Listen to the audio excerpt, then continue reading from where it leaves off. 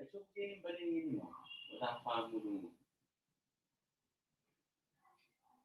Kining papunta Martin Mall. Don Bonifacio. Don Bonifacio. Malapit kami po kining Houseland Building. Kapag yung bata ako kasi nila. Papunta Martin Mall. Oo, nung possible kaya kayo. Okay, bisa kayo, like later. Ikaw yung makaduty kasi galing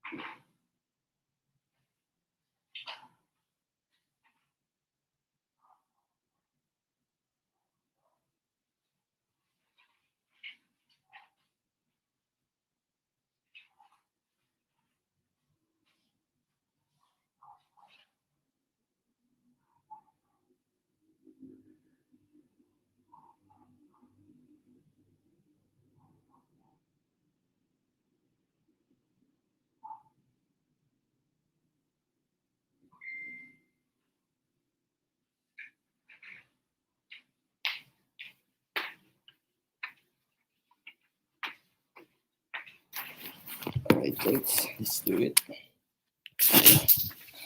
Hi guys, good afternoon. Let's wait for the others. Alright. Good afternoon, class. So, hintayin lang natin yung iba, then we can start.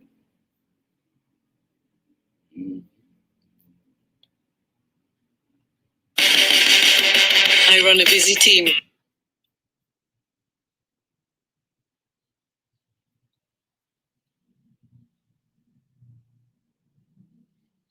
Let's just wait. So far is nasa 30 lang tayo. So let's wait for the others guys. And then magbibigay ako ng instructions later para doon sa mga activities natin. Alright?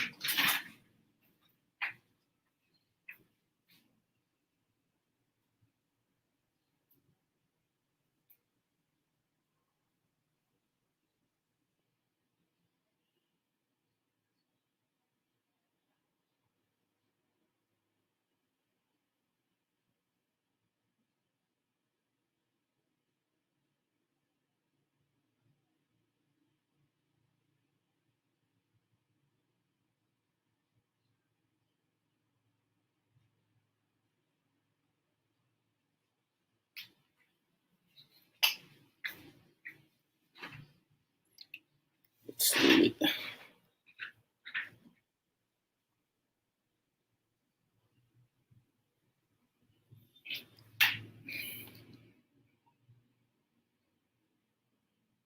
Alright. So as of now is nasa 30 lang tayo. So let's wait. Again guys, don't forget to like na yung ating YouTube live.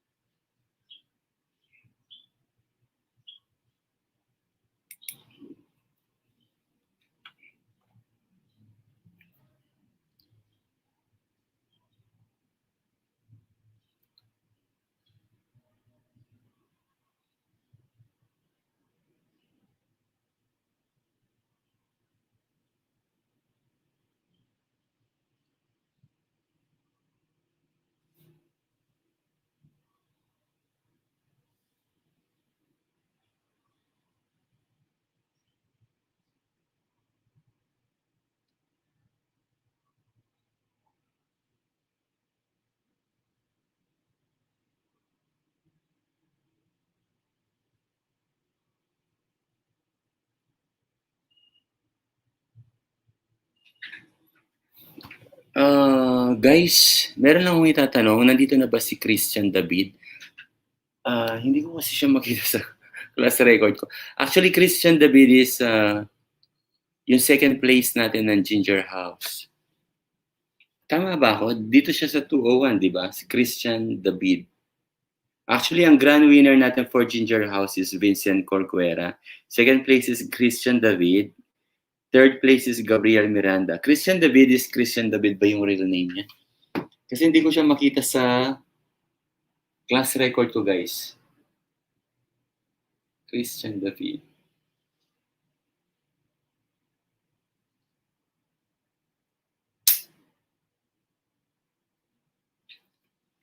Yes po, Christian Malo. Christian Malo. Not Christian David. So, it's my fault. Christian Malo. Sorry. So, mali yung apelido niya doon sa post ko before. So, sorry guys. Hindi naman nag-react si Christian. Okay, sorry guys, sorry. So, Christian Malo. Alright, thank you. Christian Malo, sir. Alright. I thought it's Christian David. Sorry, Christian.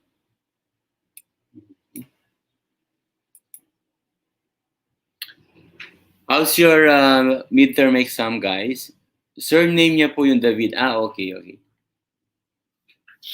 How's your midterm exam, guys? It's your midterm exercise, guys. After ninyong na-submit, lumalabas automatic yung score ninyo. Hindi ko kasi siya na-try kasi si Ma'am Karen ang gumawa ng exam. Masaya. After ba ninyo na-submit yung score ninyo, yung exam ninyo, lumalabas automatic yung score ninyo? Or sinend lang sa inyo ni Ma'am Karen yung... hindi. So, sinend na ba sa inyo ni Ma'am Karen yung result ng exam ninyo?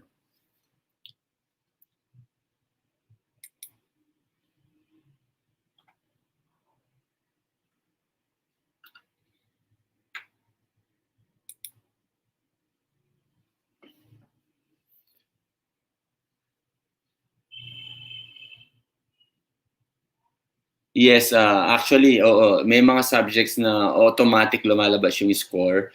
May mga subject na hindi lumalabas yung score.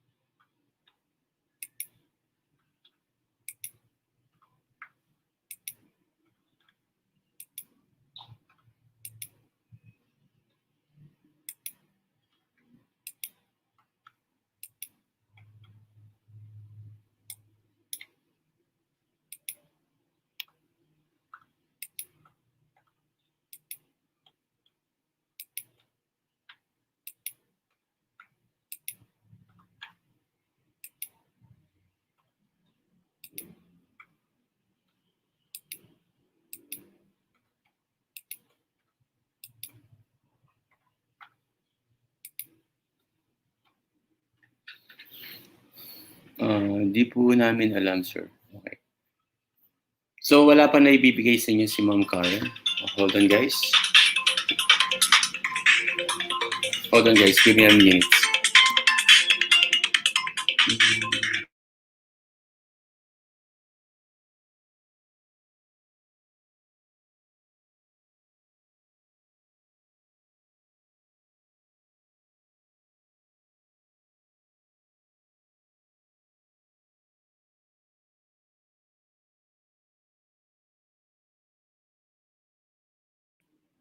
Alright, guys. So, hindi pa ninyo nalaman, guys, yung score ninyo kay Ma'am Karen. Actually, meron din naman akong link para makita ninyo yung score ninyo. Pero, si Ma'am Karen kasi ang mag-gathered ng mga scores niyo. So, I think let's wait for Ma'am Karen. Alright? So, hintayin pa rin natin yung iba, guys. Just relax. Para isang beses na lang ako mag-explain. Because as of now, nasa 35 tayo. And then, by next week, within a week, magbibigay ako ng isang activity sa inyo and then you have 1 week to comply for it. So, katulad ng nabanggit ko nga, guys, hindi kailangan meron kang oven to bake or to make something special with regards to baking or to sa mga pastries. So, pwede tayong gumamit ng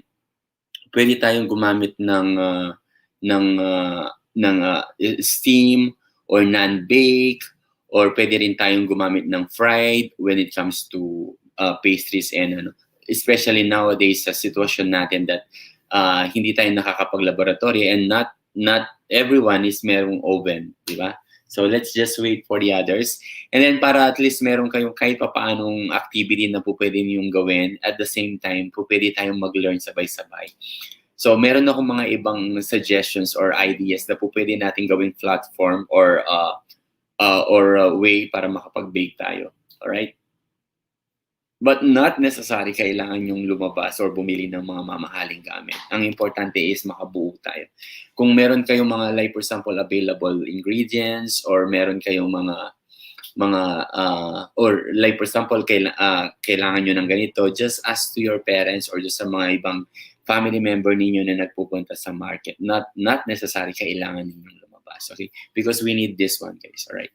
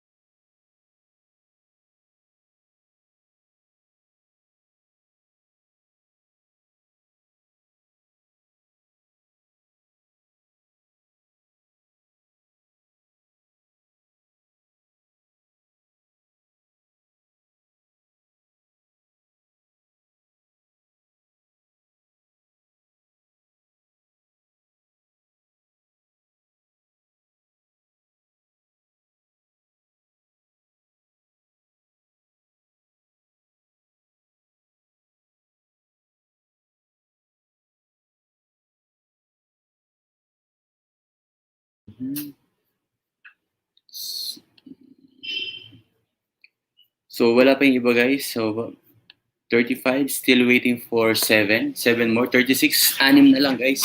Para isang bagsakan na lang yung pag-i-explain for our activity next week.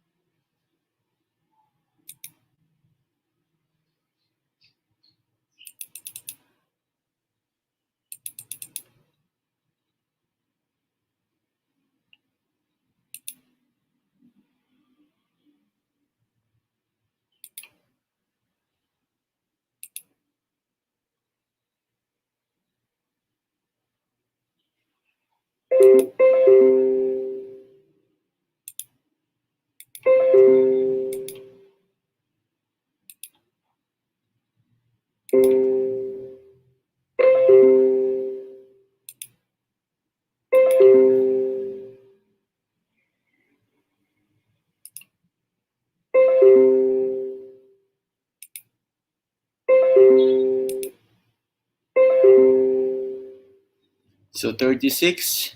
So let's wait 5 more minutes, guys.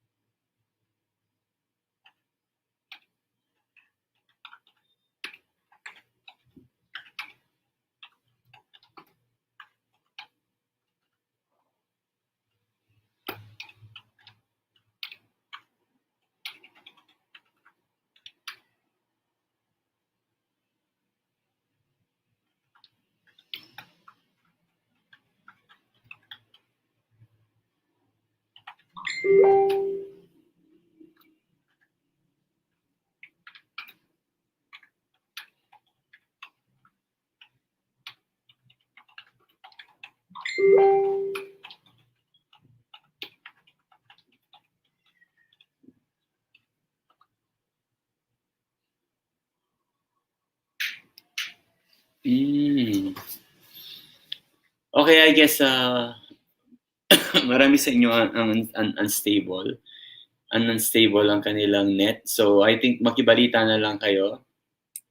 Okay, wait lang.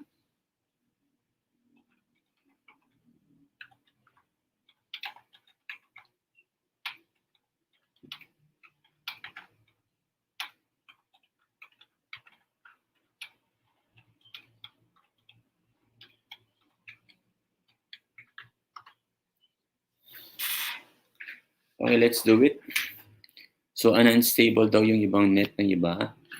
So guys, this one is so tapos na tayo sa bread. So papasok na ngayon tayo sa mga pastries and cakes. So katulad ng nabanggit ko, napakahirap ng sitwasyon natin, guys. Halos napaka-limited ng mga equipment or ng mga ingredients na po pwede natin gawin. Ang isang masasuggest ko lang is we need to be creative and we need to be passionate sa lahat ng mga gagawin natin, mga activities, alright?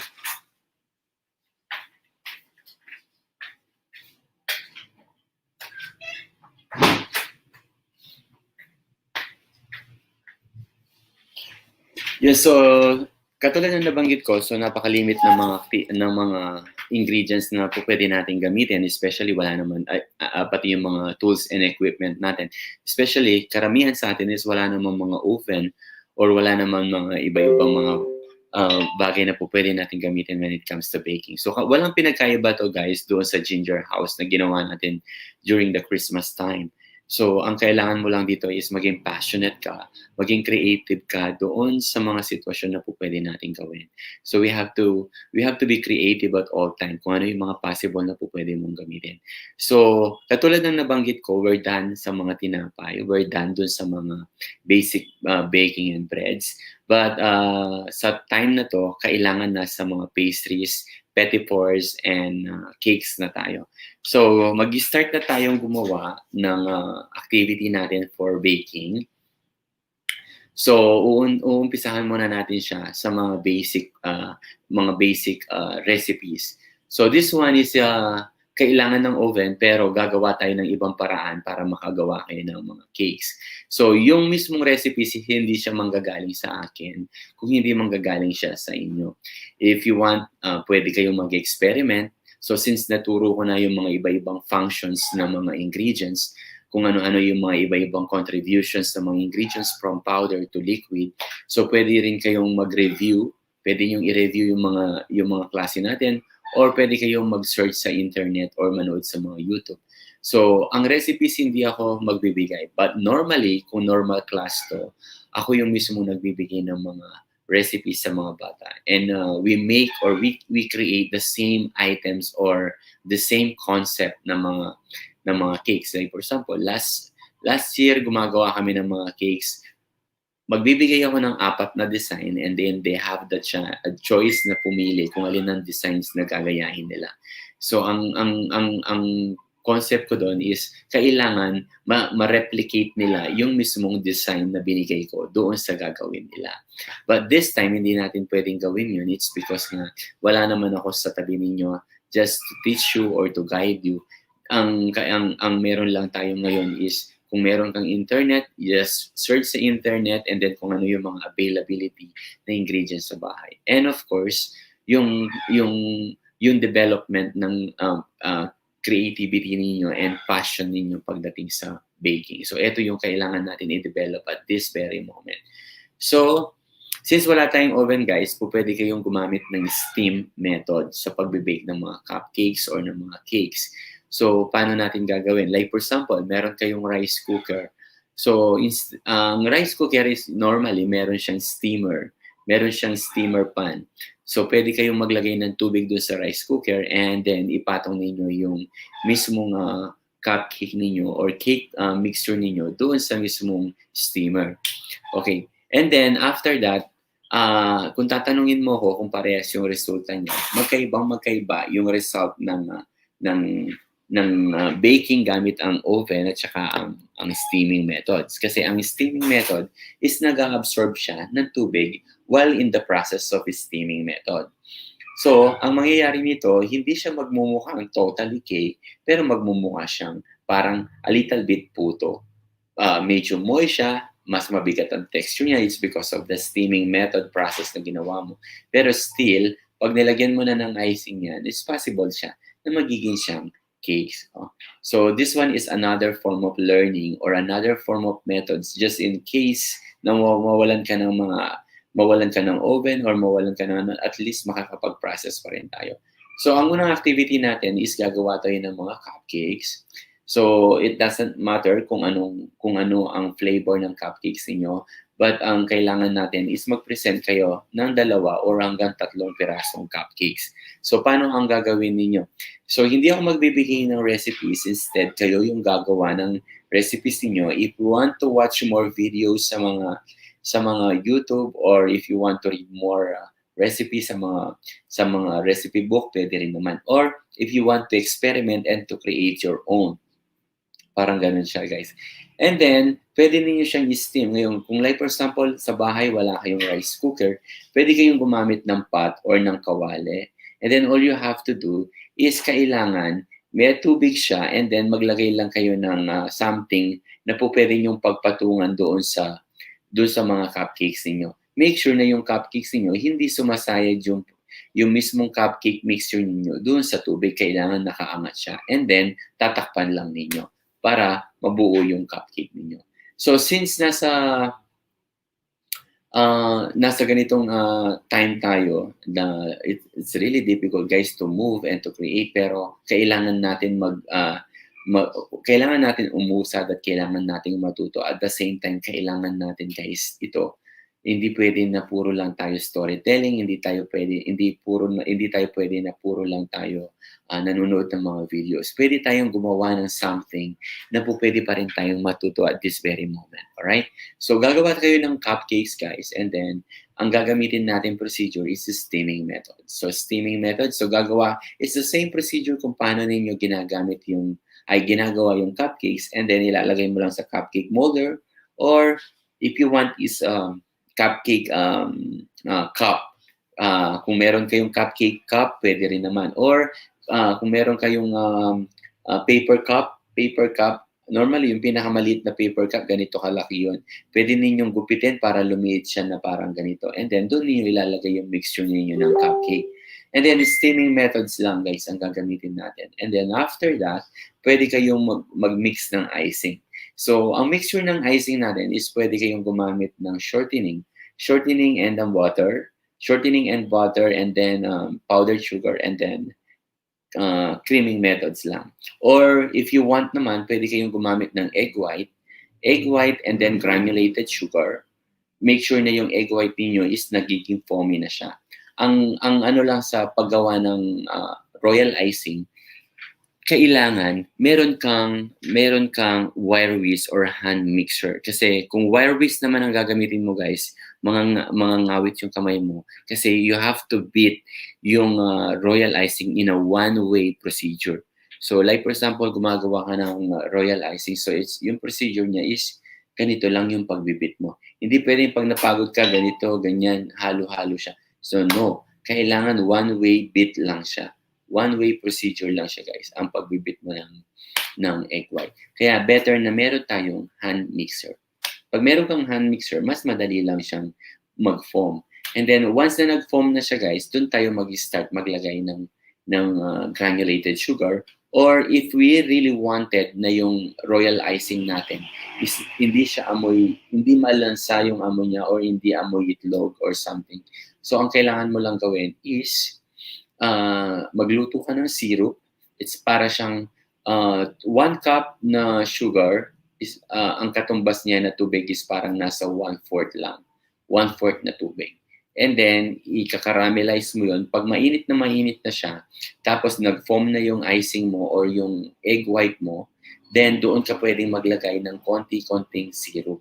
Habang mainit pa yung syrup mo, guys. And then, continuous yung pagbibit mo. So, uulitin ko lang.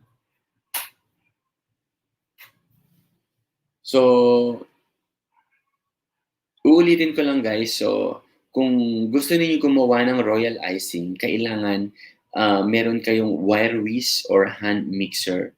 And then, yung itlog ninyo, kailangan ma-separate ninyo ng tama. Hindi pwedeng nahaluhan ng kahit konting fats lang coming from the egg yolk, yung egg white ninyo. Kasi kapag nabasag yung egg yolk ninyo during the separations of egg white at saka egg yolk, ang mangyayari dito, guys, hindi na haalsa or hindi na magiging foam yung mismong egg white ninyo. So, make sure na malinis yung mixing bowl ninyo and then yung wire whisk ninyo at the same time yung pag-separate ninyo ng egg white at saka egg yolk, hindi siya mababasag. So, paano ninyo gagawin yung tamang pagpaprocess ng separations of egg white to egg yolk? So, ilagay mo muna ninyo sa chiller yung itlog ninyo para tumigas yung egg yolk niya. Para kapag nag-separate kayo, hindi ganun ka-sensitive yung egg yolk. And then after that, kapag na-separate na ninyo, you start to beat na yung egg white ninyo hanggang maging foam siya or para maging bula. Pag stable na yung texture ng foaming methods ninyo sa egg white, doon kayo pwede maglagay ng konti-konting granulated sugar. And then continuous pa rin yung pagbibit ninyo. Or pwede kayo, kung ayaw ninyong, kung gusto ninyong matanggal yung lansa ng royal icing ninyo, pwede kayong maglagay ng syrup or hot syrup. So paano yung paggawa ng hot syrup? Parang 1 cup granulated sugar, and then maglalagay ka lang ng at least 1/4 cup na tubig. Tapos continuous mo siyang i-stir in a low fire heat para hindi siya masyadong para hindi ma-drain yung liquid niya. Then kapag nag-liquid na siya, mainit na siya, and then foamy na yung egg white mo, doon ka pwedeng mo ngayon maglagay ng konti-konting syrup. Yung mainit na syrup. So, habang mainit yung syrup mo, guys, niluluto niya ngayon yung itlog mo at binabawasan niya yung lasa. And then, continuous yung pagbibit mo. Kung meron kang hand mixer, nasa high-speed format yung mismong hand mixer mo. And then, kung mano-mano naman yung ginagamit mo, so pwede kang maglagay, pwede mong bilisan yung pagbibit mo.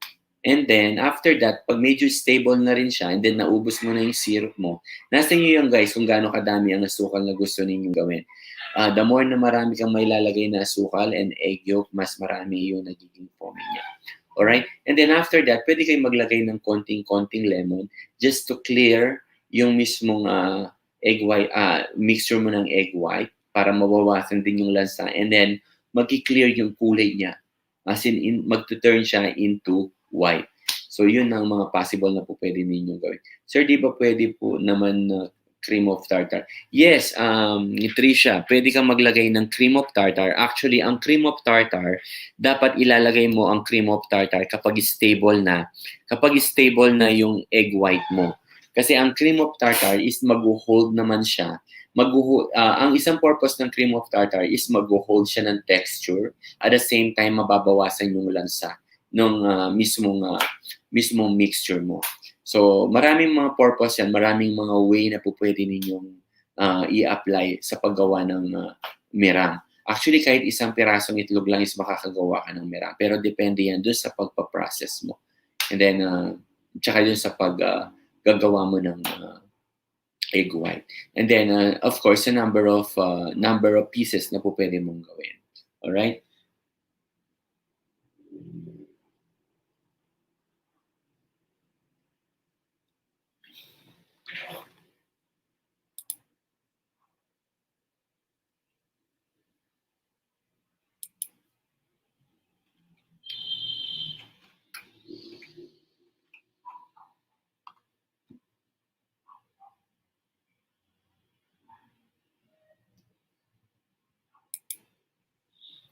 So, yun ang po pwede natin gawin. You're right, Tricia. Cream of tartar. And then, cream of tartar, guys, is konting-konti lang ang nilalagay ninyo doon. Hindi siya main ingredients at hindi siya nagpapasarap, kundi nag-hold siya ng texture at the same time, nagbabawas siya ng konting lansa doon sa egg white. Kasi egg white is still egg white, guys. Mafe-feel mo at malalasahan mo yung lansa niya. And then, if you have some vanilla, pwede kayong gumamit ng vanilla. Ang difference lang kapag gumamit ka ng vanilla liquid or syrup vanilla, ang nangyayari dito is masyado siyang, medyo nag-dark ng konti yung kulay ng royal icing mo kasi kulay dark yung vanilla. Pero ang isang masasuggest ko is pwede tayong gumamit ng vanilla powder kasi vanilla powder is white ang kulay niya para hindi mag-turn into a little bit off-white yung texture ng royal icing natin. Alright? So, meron ba kayong tanong, guys? So, paano natin siya ipaprocess? So, within a week, so today is Monday, and then ipapass ninyo siya by Monday ulit. So, paano ninyo siya i-documents? So, i-video ninyo, very short video lang guys, huwag masyadong matagal. Pwede naman ninyong putul-putulin yung video ninyo.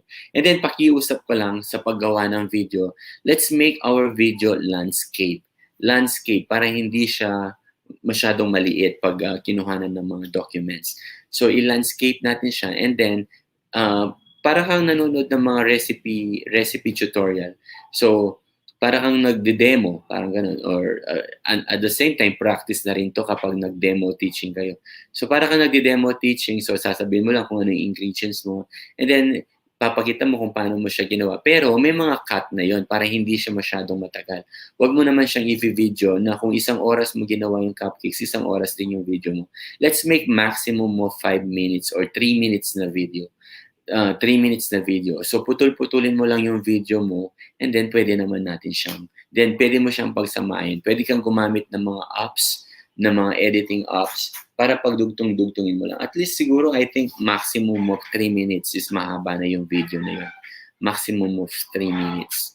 Mahabang-mahaba na siya. And then, pwede kayong magsalita doon sa paggawa ninyo ng video. Like, for example, ito yung mga ingredients ko. Today, we will make something na ganito, ganyan, ganyan, ganyan. And then, papakita mo lang kung anong procedure ang ginawa ninyo. Again, guys, steaming method is another form of learning procedure pagdating sa mga cakes. Just in case wala tayong mga oven, wala tayong oven toaster, pwede tayong gumamit ng steaming methods. Alright? So, meron lang akong i-share sa inyo na video.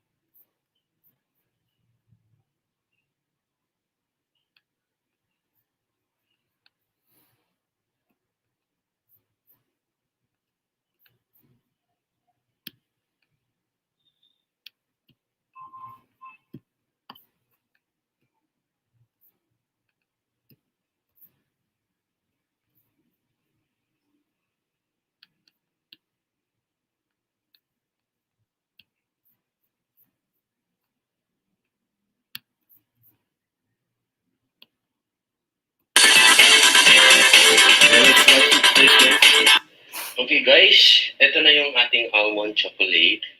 So, almond chocolate cupcake. So, again, guys, gagamit tayo is Anchor butter. So, for me kasi, guys, iba talaga yung amoy at saka lasa ng Anchor butter. I mean, Magnolia is also good, but for me, yung Anchor butter is talagang, guys, sobrang mabango niya. Kaya, sobrang mabango po ng Anchor butter. Medyo mahal lang talaga siya, guys. So, again, Anchor butter, Buchanan. So, ang gagawin natin ngayon, guys, is a creaming method. So, meron na akong butter, and then I have one piece of large egg. And then, maglalagay ako ng half cup na brown sugar. And then also half cup ng white sugar. And then, ang gagawin lang natin ngayon, guys, is manual. So, I'm going to use my wire whisk. Ayan, guys. So, hanggang mag-combine lang lahat ng mga ingredients. So, this mixture is equivalent for 12 pieces, guys. O minsan, nagagawa niya hanggang 13. So, this one is good enough.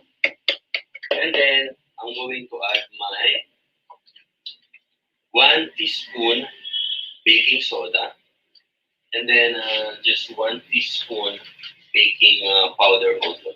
It's just equal amount ng baking powder and then baking soda.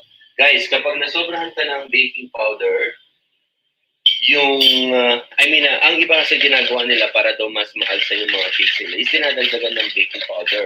Guys, kapag nasobrahan ka ng baking powder o ng baking soda, pumapait yung mga pastries mo o ang cake mo. So, yun ang dapat natin i-monitor. And then, of course, I'm going to use a fresh milk.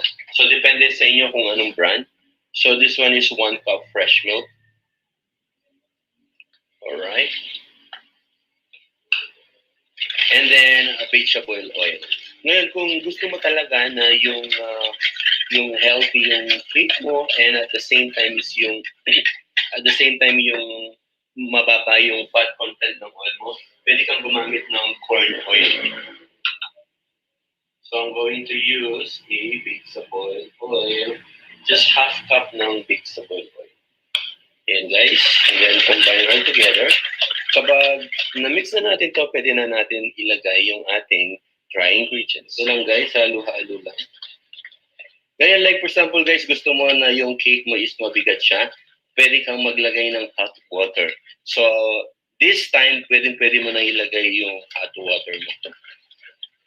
Para mas maging mabigat at moist yung chocolate mo. Ngayon, if you don't want to use naman na hot water, pwede ka naman maglagay is glucose.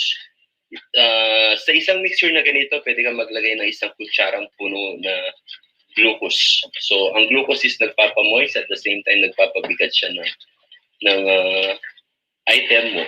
Pero kung nagtitipid ka, pwede po ng hot water.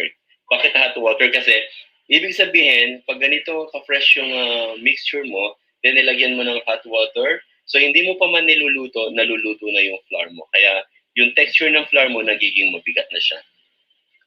And dahil naluto na siya doon sa hot water yung flour mo, kapag sinalang mo doon sa oven, hindi na ganun basta-basta i-absorb ng init ng oven yung liquid ingredients na nilagay mo. Kaya nagiging moist siya. It's because of the hot water. Okay? Pwede na natin ilagay ito.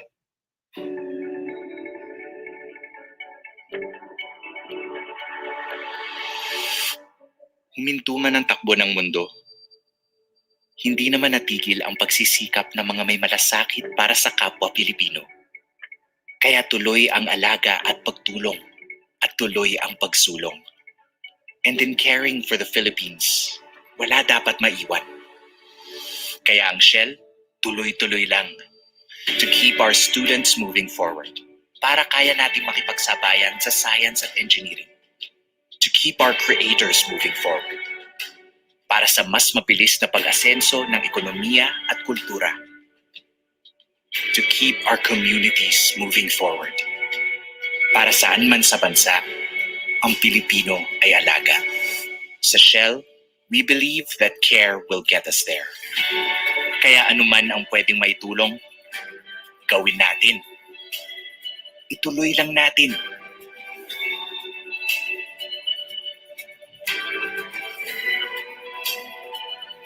Let's keep moving for each other. Let's keep moving the Philippines forward.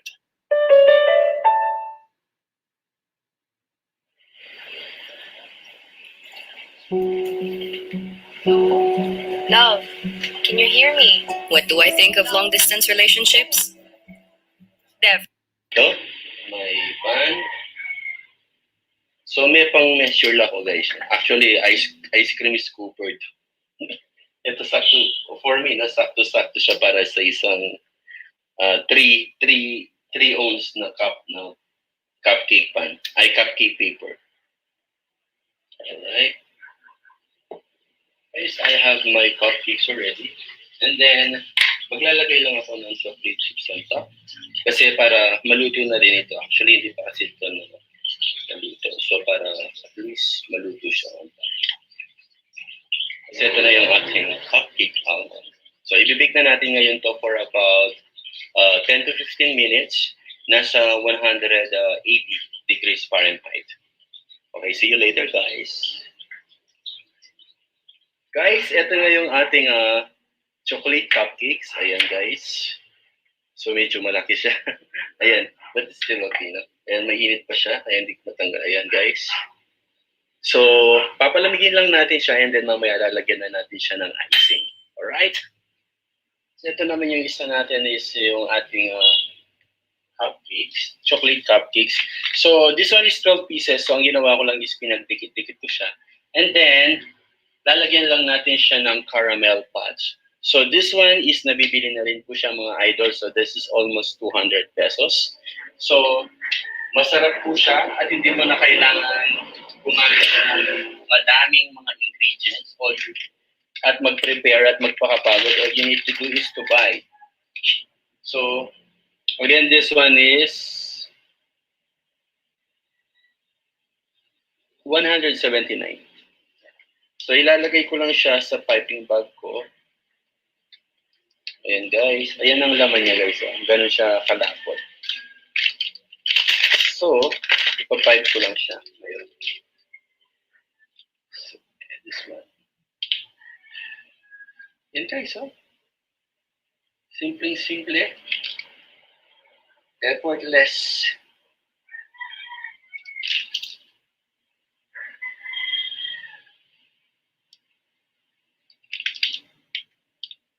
Hindi po babagsak to mga idol. Ayan siya.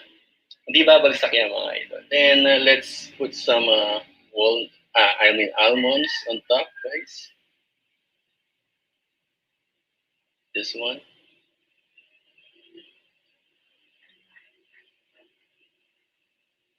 Then naglagay na rin ako ng happy birthday.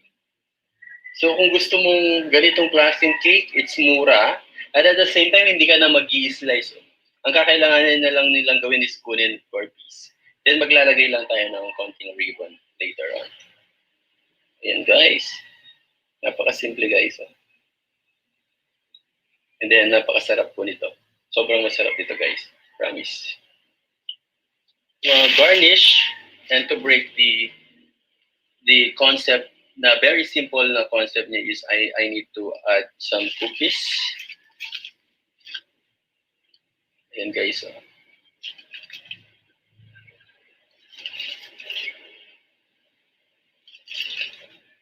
It's very simple, but it's elegant. Ayan guys. Napakasimple lang niya guys, but it's very, very elegant.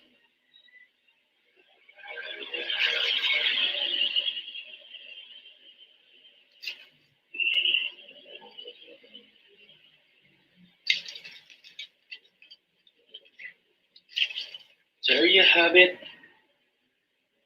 Yan guys, finito. Alright. Yan guys, yung ating napakasimpleng chocolate almond with cookies. And guys, maraming salamat guys. Again, I am Chef M, your personal chef in this channel. And my kitchen is your kitchen. Again, family and friends, don't forget to subscribe. And once you subscribe, don't forget to click or press the bell button. Alright guys, yan yung isang technique sa paggawa ng mga cupcakes. Actually, yung mismong icing ko, hindi ko na siya. Sir, ilang cups of flour po nilagay niyo? 2 cups. 2 cups siya. I don't know kung hindi ko siya na-mention. I think 2 cups. 2 cups flour. For every, ako ang ginagawa ko, for every 2 cups na flour, katulad ng na-mention ko guys, if you want na magaan yung cupcakes mo, pwede kayong gumamit ng cake flour. Pero if you wanted na medyo mabigat ng konti yung cupcake niyo, pwede kayong gumamit ng all-purpose flour. And then, for every 2 cups na all-purpose flour na ginagamit ko, is lagi ako naglalagay ng 1 tablespoon, 1 teaspoon na, or less than 1 teaspoon na baking soda and na baking powder. Less than 1 teaspoon. Less than 1 teaspoon na baking powder at saka baking soda. Tapos, lagi, for every 2 cups na ginagamit ko for cupcakes, for every 2 cups na flour, lagi ako naglalagay ng half cup na brown sugar and then half cup na white sugar. A total of 1 cup na white sugar. And then, lagi ako naglalagay ng, it's either na half cup or 1 cup na milk and then 1 cup na water. Tapos, half cup na fats or oil ang lagi kong ginagamit. And then, of course, yung mismong vanilla powder if you want something na mabango siya. Parang ganun siya. Chocolate cupcake is mas matakaw siya. Mas matakaw siya sa mas matakaw siya sa liquid. And then, mas matakaw siya sa fats at saka sugar. So, kung gusto niyo pwede kayong mag-add ng mas marami ng a little bit more sugar at saka a little bit more fats. Katulad ng mention ko, cocoa powder is dry ingredient siya na sobrang nag-absorb siya ng fats at saka ng liquid ingredients.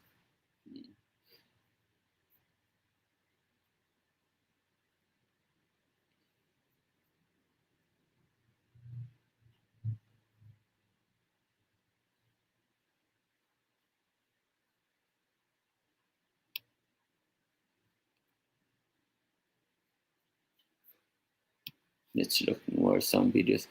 Ayun guys, katulad na nabanggit ko, for every 2 cups na flour na ginagamit ko or binibake ko, lagi ako naglalagay ng less than tablespoon. Teaspoon, sorry. Teaspoon, less than teaspoon na baking powder at saka baking soda. Then 1 large egg.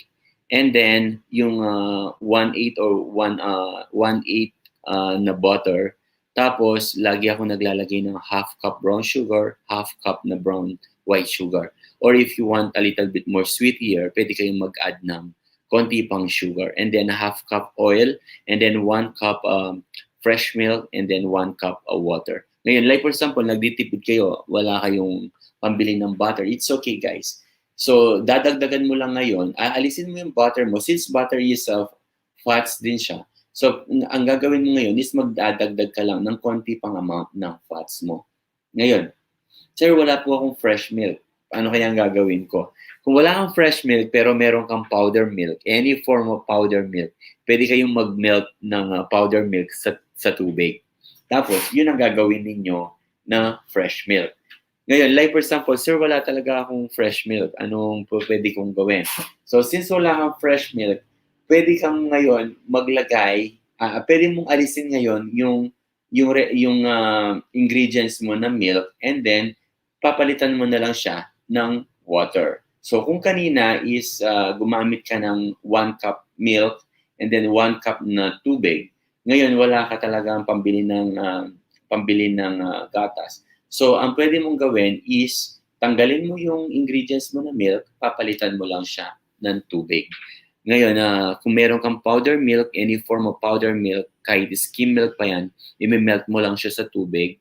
Kuha ka ng 1 cup na tubig, and then 1 or hanggang 2 kutsara ng powder milk, and then tutunawin mo lang siya. Yun ang pinaka fresh milk mo.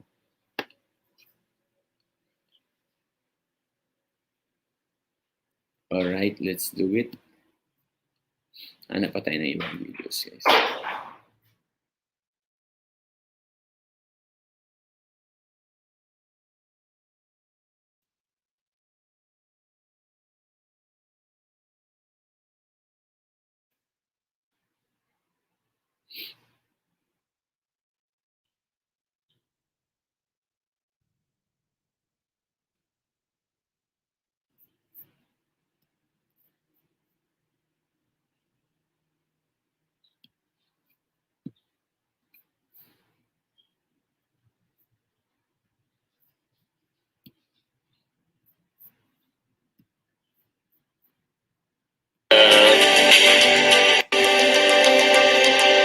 Okay, this one is Okay guys, cupcakes gagawa naman siya. tayo ngayon ng Cupcakes, ating cupcake. Then, isang pang-regalo siya sa birthday. Parang mga flowers made of cupcakes na parang mga balloons. So, yun ang gagawin natin. Pero ang flavor natin ngayon is not chocolate, but it's a cheese cupcake. So, ang kakailanganin lang natin ngayon, so I have already my ingredients, hindi ko na siya pin-prepare kasi sunod-sunod yung mga iba-ibang recipe na gagawin ko. So, kung magpiprepare ako, it takes time.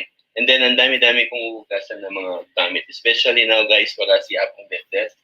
So, ang kakailanganin lang, okay guys, ngayon is gagawa tayo ng cupcake flowers pero parang style sila ng mga balloons. So, isang birthday cake ulit na iba naman ang design niya. So, as you can see guys, ang dami kong mga ingredients na sa harapan kasi tuloy-tuloy yung production ko today. So, isisingit lang natin itong isang cake. But ang gagawin natin now is hindi siya moist cake, but vanilla or maybe a cheese, no? Lalagyan natin ng konting cheese and vanilla yung ating mixture. So, ang kakailanganin lang natin ngayon is yung mixing bowl. Hindi na ako nag-weigh or naglagay sa mga bowl ng mga recipes kasi it takes time for me para ugasan lahat yan, especially now is wala si Apong Detel, nagbakasyon siya. So, ang kakailanganin lang natin is mixing bowl and then one medium egg. So, para sa ating creaming method, so I need to put this one here. So, here first. And of course, mano-mano lang tayo, guys. So, just wire whisk. And then, kakailanganin natin ng half cup na white sugar.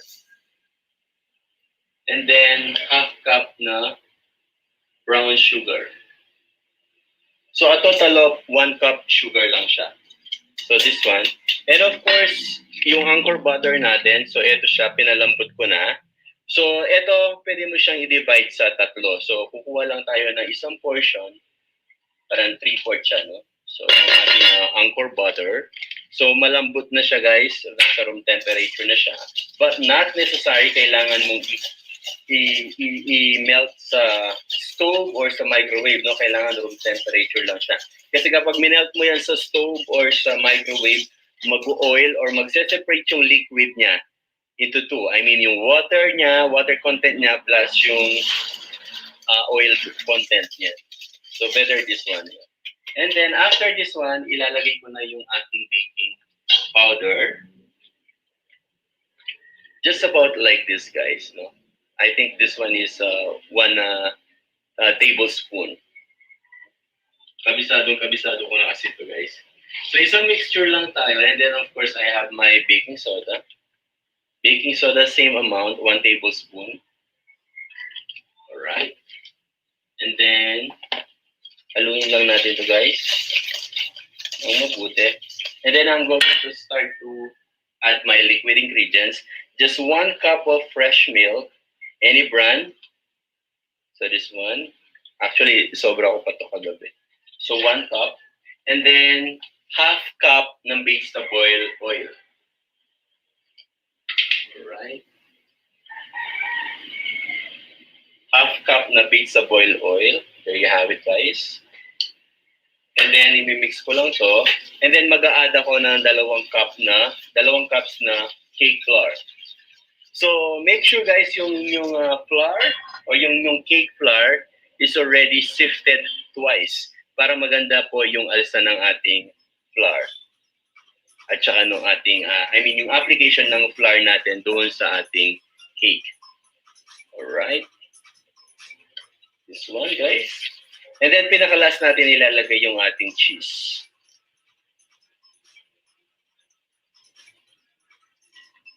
I still need to add vanilla pala, guys, just for a while.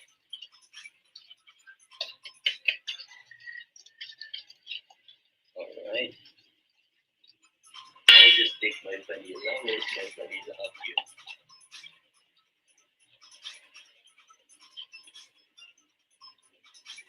Vanilla powder, guys, okay?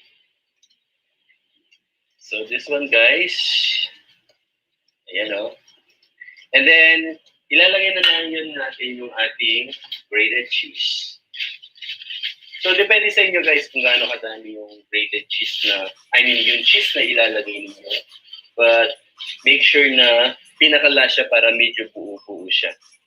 Pag ready na yung mixture nyo, doon nyo ilagay yung cheese nyo para parang folding na lang ang gagawin natin. Alright.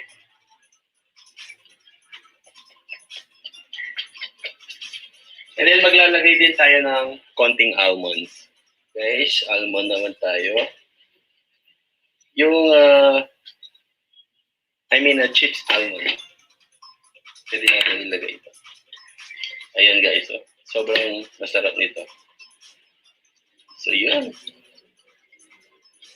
Tapos, so ilalagay na ngayon natin doon sa mga cupcake pan natin. So habang minimix ko to, pinreheat ko na yung oven ko for, kung ginagamit kayo ng mga large manya, ilagay lang doon sa number 3. It means 180 degree Celsius. Okay? Yung init ng oven ninyo, i-preheat nyo lang siya ng mga 5 to 7 minutes and then pwede nyo na siyang i-bake. So this one, pwede nyo po siyang i-bake for about 15 minutes. Lutong-luto na siya nun, guys. Hirap na siya sa pag-akyat. Madali na siyang mahina. Sa panahon ngayon, marami ang nakakaramdam ng loss of strength, which can lead to weaker immunity. Kaya kailangan nila ng lakas. Ensure Gold with HMB and protein helps build muscle mass, plus vitamins and minerals for immunity to help keep them strong. Para maging healthy, kailangan ng lakas. Stay strong with 2 glasses of Ensure Gold every day. Grammarly does more than catch errors. With Grammarly, you can find really good, no, perfect words that make your writing sharp, or explicit, or excellent, or distinctive. As a matter of fact, for what it's worth, Grammarly can, yeah, that's long. We can get rid of that. This one, guys. So meron akong pang-scoop dito. Ito is 1 scoop is equivalent for 12 pieces na cupcake. So, etong isang mixture na to is 12 pieces na siya, guys. No? And then, kung may magsobra man, so pwede mo yung i-distribute doon sa 12 pieces na cupcakes mo. So, this one, so, ilinisin ko lang siya para hindi makalat.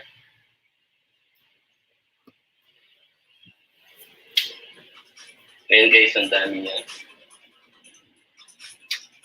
Alright. Ang sarap nito, guys, especially Anchor butter yung ginamit natin, no? Again, no? Napupromote naman natin ng free ang Anchor. Kaya Anchor, bikini man, may palibre kang sample dyan. Alright, napakasarap nito, guys. Sobrang masarap niya. Ayan, guys, para pare-parehas yung laki ng mga cupcakes mo. And I'm just using this one. Alright.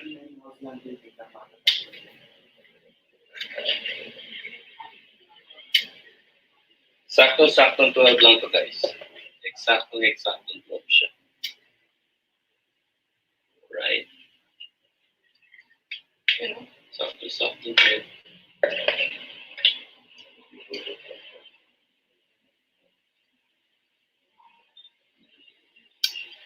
So, may konting sobra. So, pwede natin i-distribute niyan para doon sa mga konting portion. Para hindi sayang, guys. Again, daming tricycle na naman, guys. No? So, may mga order kasi akong cake, kaya sayang. So, iba-vlog na natin siya. So, this one. Alright. Okay, ibabake ko na siya guys for about 10 minutes plus, I think 13 to 15 minutes. 100 degrees Celsius or number 3 doon sa large manyan. I have here is my cupcakes and a 12 by 16 na board. So, ang gagawin ko lang yan is ipa-flat ko lang yung aking mga cupcakes like a balloons. Ayan, guys. Parang balloons lang. Dikit-dikit to. I think this is good.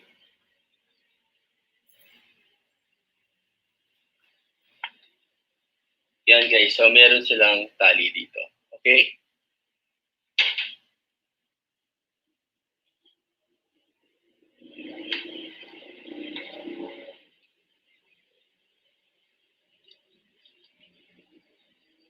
So lalagay muna tayo ng dahon guys.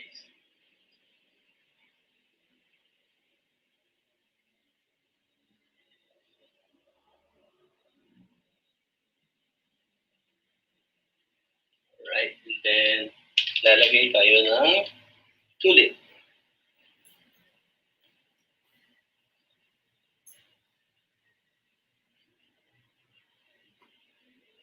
Yan guys, and then one rose.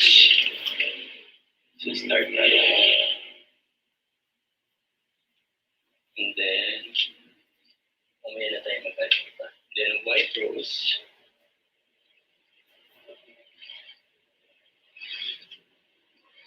Right. And then, also my violet. Yan guys. And then, try ulit natin maglagay ng tulip here.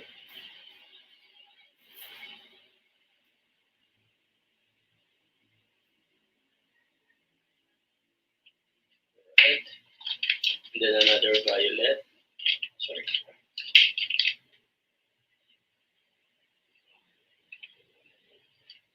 And then another white.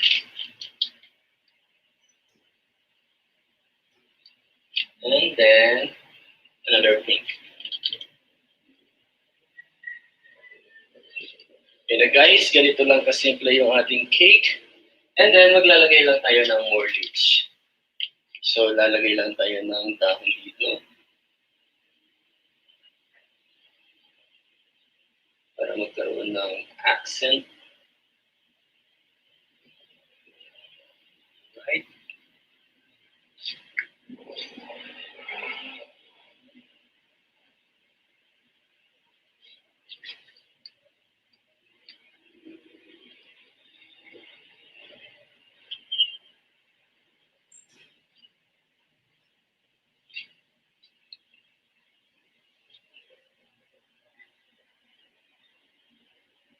So lalagay lang tayo ng maraming dahon guys. Para mabuhay yung ating cake. This one is really simple. It's really, really simple guys.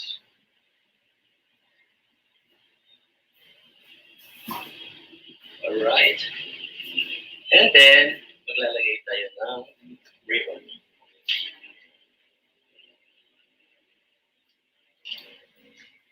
So I have my ribbon here. So dito lang. Didikit ko lang siya guys. Using my icing. And then dalawang mahaba lang. Ganun kasimple guys. And you can sell it this one for 300, 350. Mamaya isasagutin ko yung mga tanong kasimple nito to guys. guys. Sobrang simple lang yan. So, I need to remove this one first. So I need to put this one first inside. And then put my ribbon on top.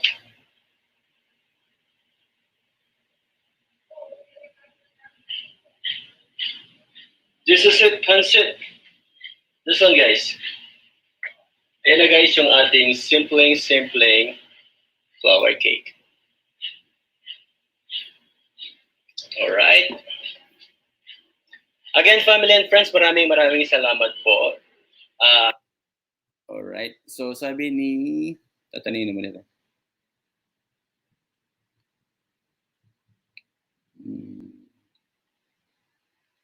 Sir, pwede po bang evaporated milk? Pwede rin naman ang evap. Any form of liquid pwede siya. And then, Alaska ganon. Yes, pwede siya. Sir, pwede po bang, sir, yung po bang module 9 na ito? Yes, module 9. Module 9.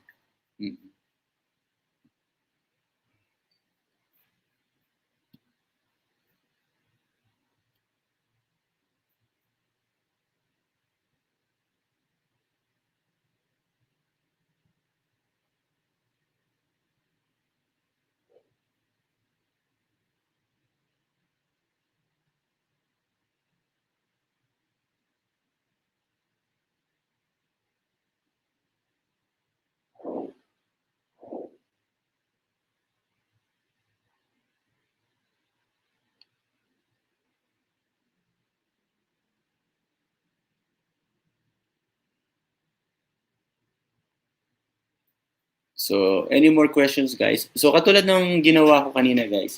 Like, for example, pwede kayong bumili yung mga swak na Burr brand na maliliit na 10 pesos, parang ganon.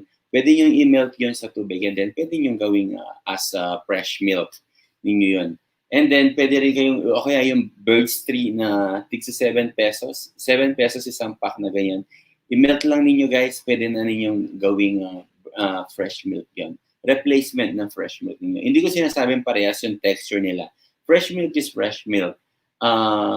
Unsweetened fresh milk is unsweetened fresh milk. Pero, ang pinag-uusapan ngayon natin is yung replacement and possible na mga ingredients na po pwede ninyong i-convert into something na makakagawa kayo ng liquid milk. Parang ganun siya. So, pwede kayong bumili ng mga, kung meron kayong skim milk, pwede rin naman. Or pwede kayong bumili yung mga swak na Burr brand na nakasachet na ganito, that is 10 pesos or 9.50, or Bird's Tree or Burr brand na nakapack na ganito. So, pwede nyo gawin yun.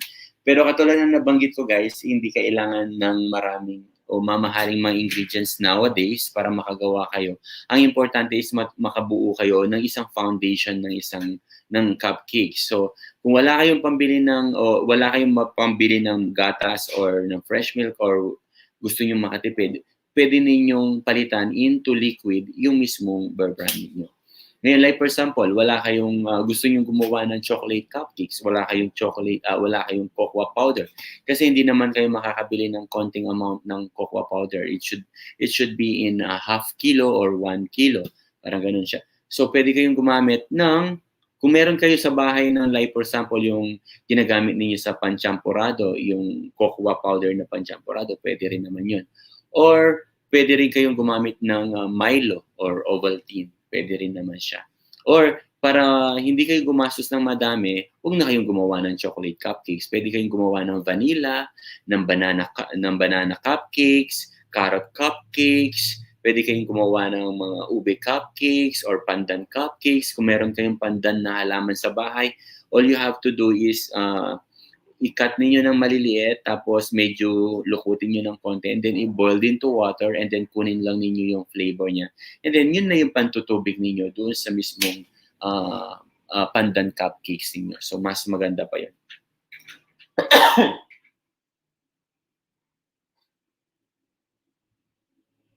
So mas maganda pa yun, guys. Natural siya kumpara doon sa mga flavoring na binibili natin. So, pwede kayong gumawa ng caramel cupcakes. Pwede kayong gumawa ng marbled cupcakes. So, paano yung marbled cupcakes? Like, for example, nag-mix kayo ng vanilla. Basic ninyo, vanilla lang, vanilla mixture. Tapos, gusto nyo maging marbled siya. So, mag-melt ka lang ng konting Ovaltine or ng Milo sa maliit na tasa. Konting-konti lang, guys. Tapos, kapag okay na yung vanilla mixture ninyo, ilagay na ninyo sa mga cupcake molder. Tapos, ibuhos lang ninyo ng konti. Maglagay lang kayo ng konti doon sa Milo na minelt ninyo sa tubig. Tapos, stir lang ninyo ng konti ng toothpick. para maging marbled lang siya at maghiwa-hiwalay. Huwag ninyong imimix totally guys kasi hindi na magiging marbled yun. So maglagay lang kayo ng konting Ovaltine tapos i-squeeze lang ninyo ng konti then magiging marbled na siya. Or if you want naman na caramel yung ano ninyo, yung marbled caramel naman siya. Like for example, meron kayong vanilla mixture ng cupcakes. Ngayon gusto niyo siyang parang gawin na marbled caramel. So bili kayo ng mga candy guys. Bili kayo ng candy yung mamiso na caramel. Tapos i-melt lang ninyo sa microwave kung meron kayong microwave. Ngayon kung wala kayong microwave, i-melt lang ninyo sa stove in a low fire. Tapos konting tubig para hindi lang siya magda-dry.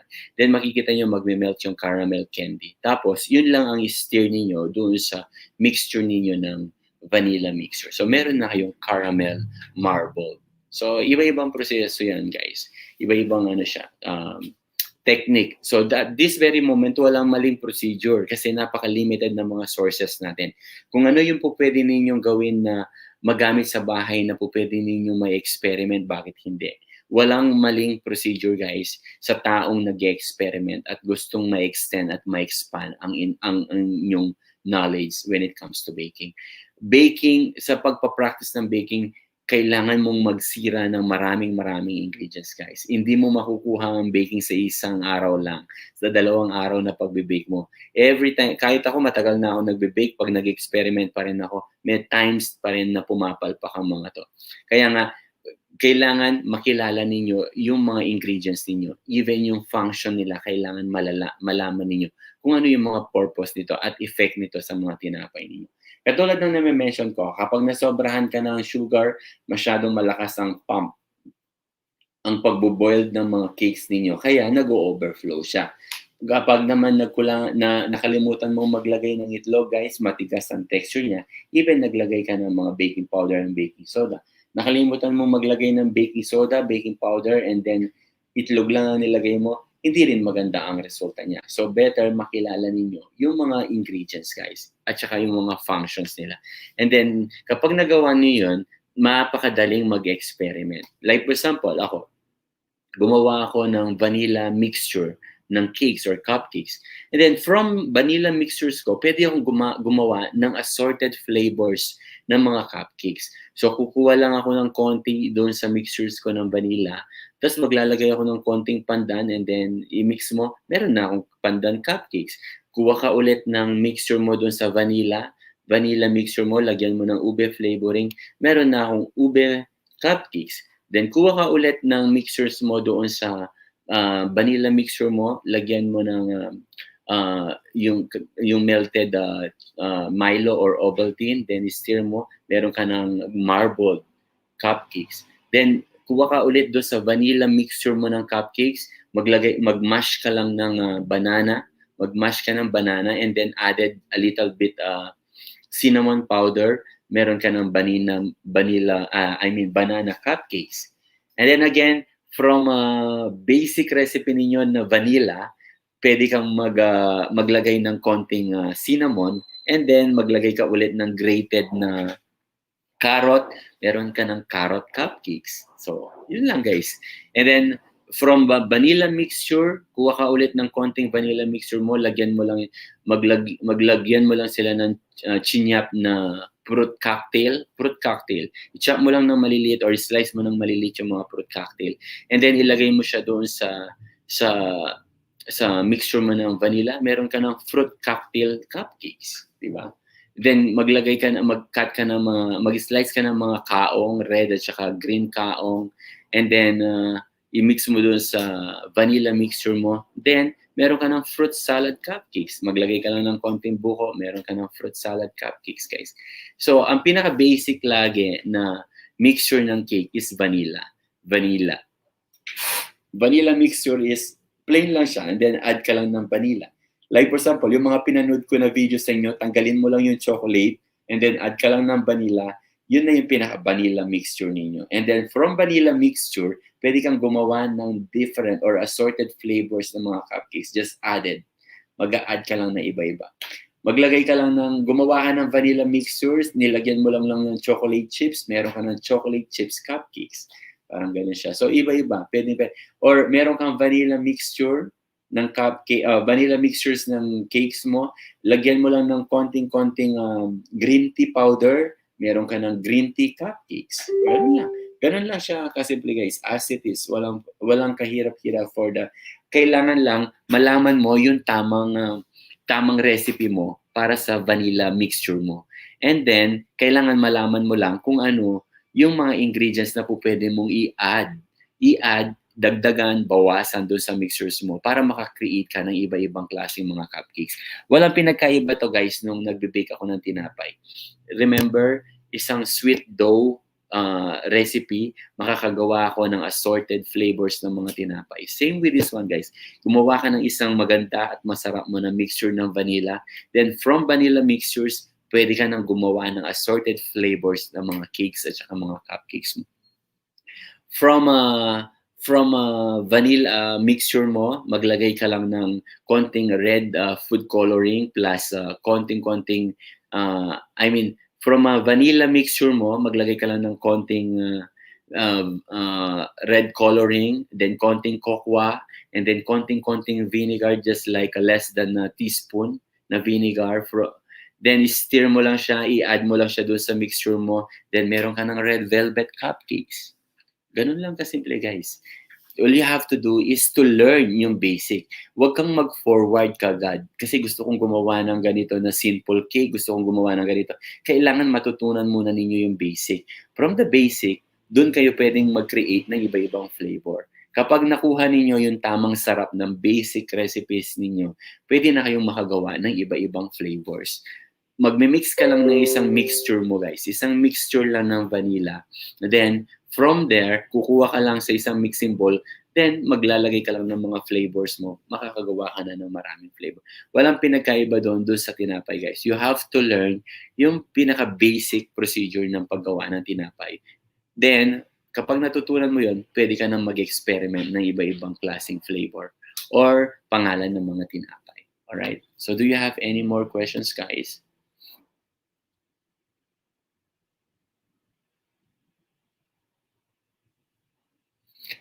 Yes, like for example, from vanilla mixture kit, meron kang Oreo cookies, yung nabibili na nakapack na ganyan na Oreo cookies. Durugin mo lang yun, depende kung gaano kadurog ang gusto mo. And then all you have to do is i-add mo lang siya doon sa vanilla mixture mo, i-add mo lang. Meron ka ng cookie cupcakes. Ganun lang kasimple siya. Same amount po ba ng liquid yung pandan? Yes. Like for example, ang recipe mo is nagre-required ka ng 1 cup water. So instead of maglalagay ka ng plain water, pwede kang gumamit ng flavored na tubig na merong pandan. Or kung gusto mo naman is kunin mo lang mismo yung extract. Yung mismong extract ng pandan and then maglalagay ka lang ng konti. Sa Messenger, Chester. Sa Messenger din. Once you're done, like for example, natapos ka ng Tuesday o natapos ka ng Sunday o natapos ka ng Wednesday o ng Thursday, pwede nyo na i-send. Walang problema yon guys. Basta pakiusap ko lang sa inyo, kindly please use your real name doon sa Messenger para hindi na ako nagtatanong kung ano yung pangalan mo, ano yung sino yung nag-pass ito. Kasi karamihan sa inyo, minsan, screen name pa rin yung kinagamit ninyo. So like for example, today, Monday. So, tomorrow, may time ka para gawin yung mga cupcakes mo. So, pwede mo na siyang i-video. And then, after na video mo siya, isend mo na sa Messenger, you're done. Ganun lang. Basta ang deadline natin is next week, Monday.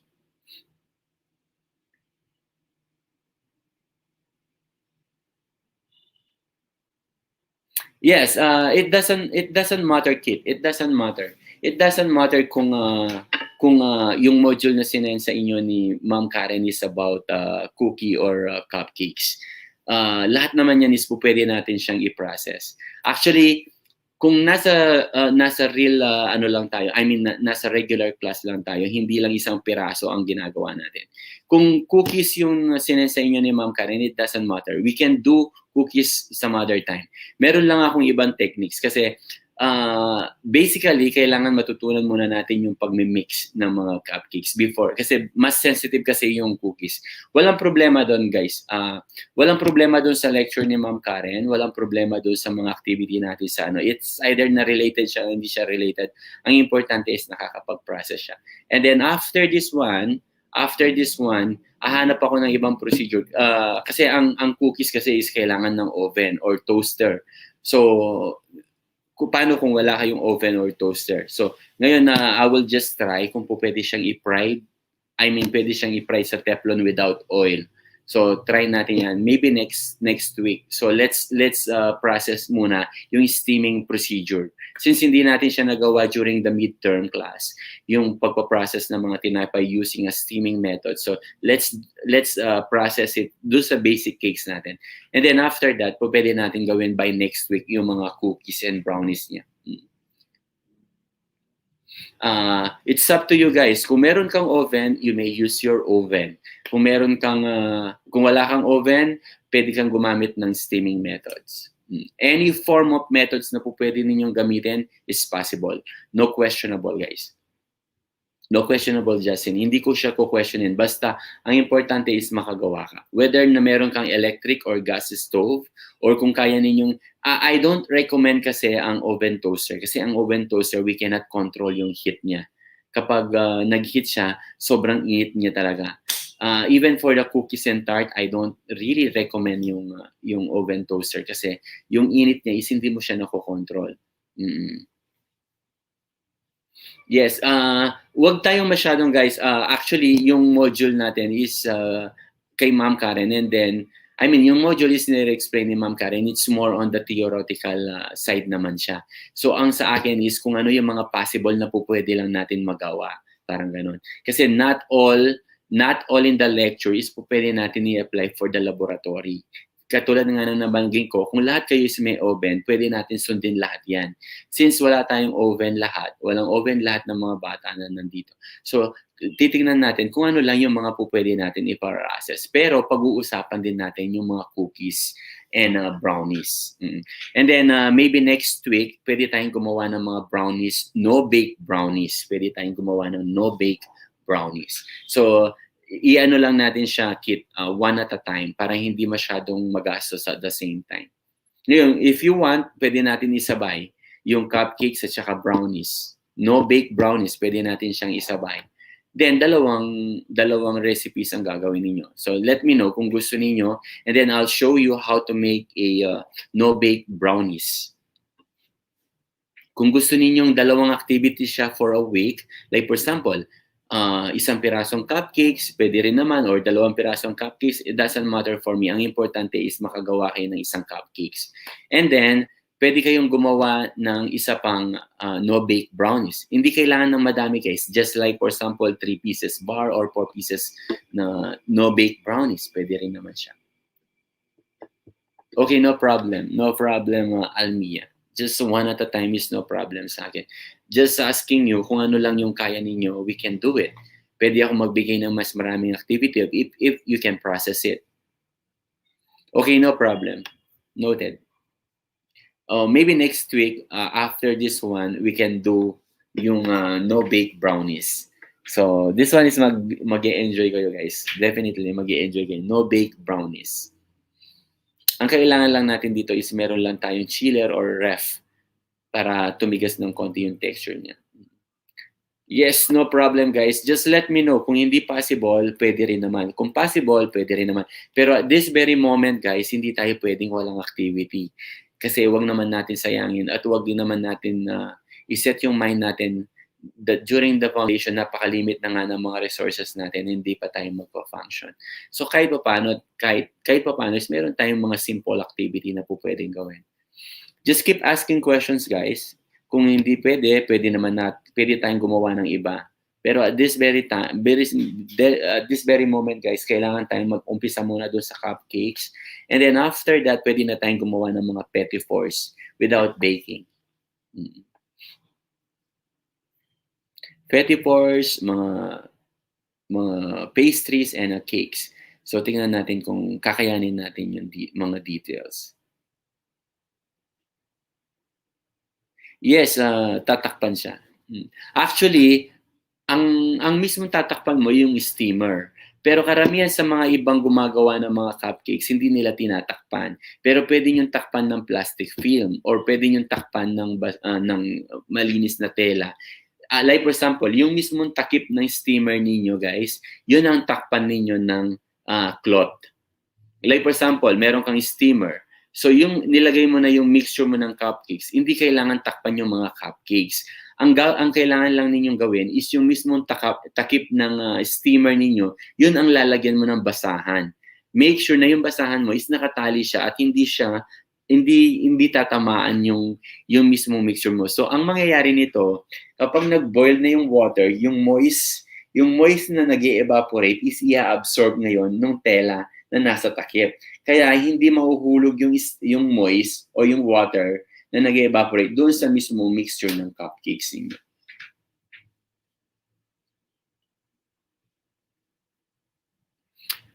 Yeah, ang pagkakaiba niya, siya of course, kapag nakatakip yung yung steamer mo, mas na-maintain mo yung heat. Parang sa oven, Rafael. Pag nag-bake ka, nakabukas ang pinto ng oven, definitely lumalabas yung init. Kapag nakasara ang oven mo, yung pinto ng oven mo, same with the steamer, mas na-maintain mo yung standard heat na nire-required ng item mo sa loob. Kapag nakabukas siya, para kang wala lang, nag-evaporate lang yung init na hinahanap mo or nire-required ng item mo.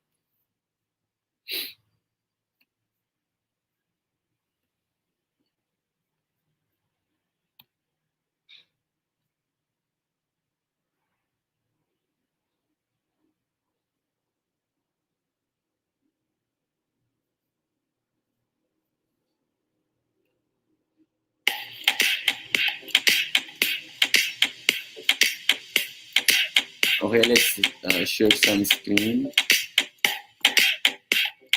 Hello po sa inyong lahat mga ka-bakes at welcome dito sa aking YouTube channel. For today's vlog, ang isi-share ko sa inyo ay iba't ibang flower piping tips para sa inyong mga cupcakes.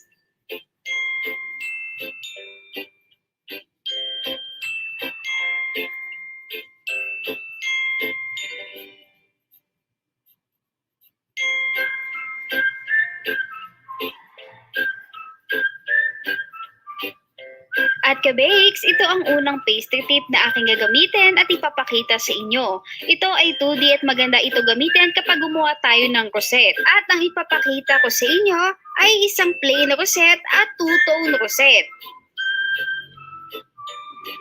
At ilalagay ko lang muna itong aking pastry tip sa loob ng aking pastry bag. Pagkatapos ay gugupitin ko yung dulo nito.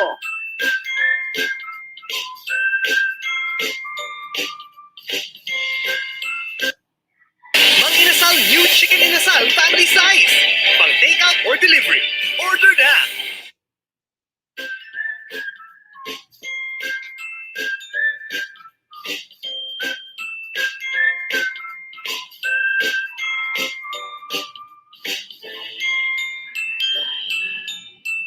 At mga ka-bakes, bago nyo ilipat ang inyong mga frosting sa pastry bag o kapag magpapipe na kayo, make sure lang na i-mix nyo muna ito ng kaunti para maging smooth at maging soft ang texture ng ating frosting.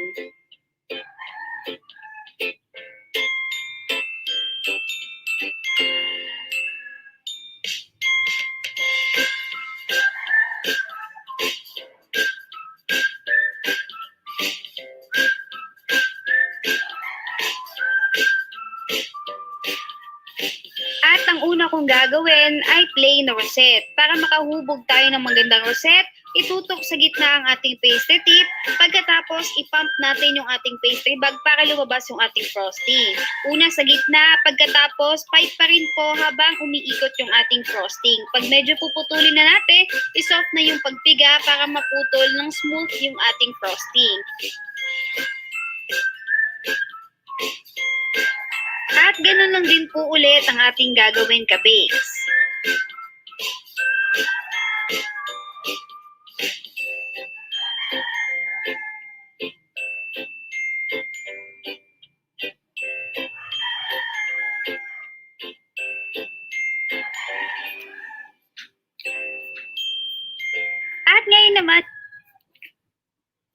Okay, nakita ninyo guys yung pinakadulo niya kung saan niya pinutol yung icing. So most of the time, kapag malapit mo na siyang puputulin, kailangan bibitawan mo na yung pag-pipe mo ng icing. Kailangan wala nang lumalabas doon. Or else, kapag hindi mo pinitawan yun, continuous pa rin yung paglabas ng icing. So kapag makita mo na meron siyang parang nakatusok or pangit yung pagkakatapos nung pinakadulo ng icing mo, pwede mong basahin yung pinakadulo ng daliri mo ng tubig and then ayusin mo lang yung pinakadulo ng icing mo. So yun yung isang technique doon guys. Normally, kapag hindi ka marunong mag-pipe ng icing, hindi mo mape-perfect yung pinaka-last portion ng pinakadulo ng icing mo. So para maayos yun at ma-perfect mo yung shape ng flower mo, basahin mo lang yung isang daliri mo ng tubig and then ayusin mo yung icing. So that way, makikita mo na maayos yung pinakadulo niya. Alright?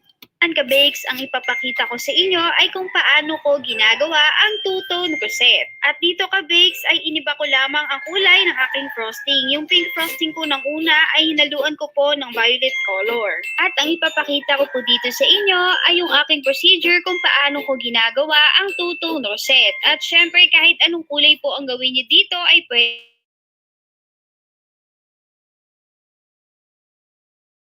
Hindi po ako mahirapan sa paglagay ng aking frosting. At sa paglagay ng frosting ay spread lamang natin ito sa palibot ng ating pastry bag.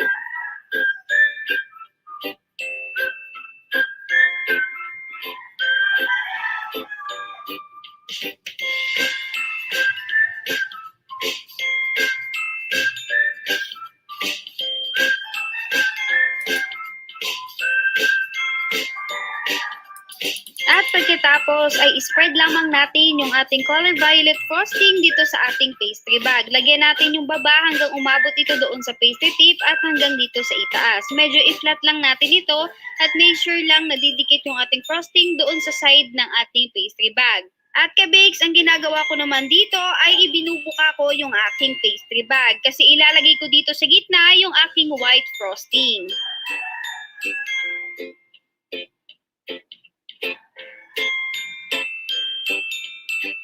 At pagkatapos ay hahaluin ko lang ng kaunti itong aking white frosting para lumambot at para maging smooth ulit ito.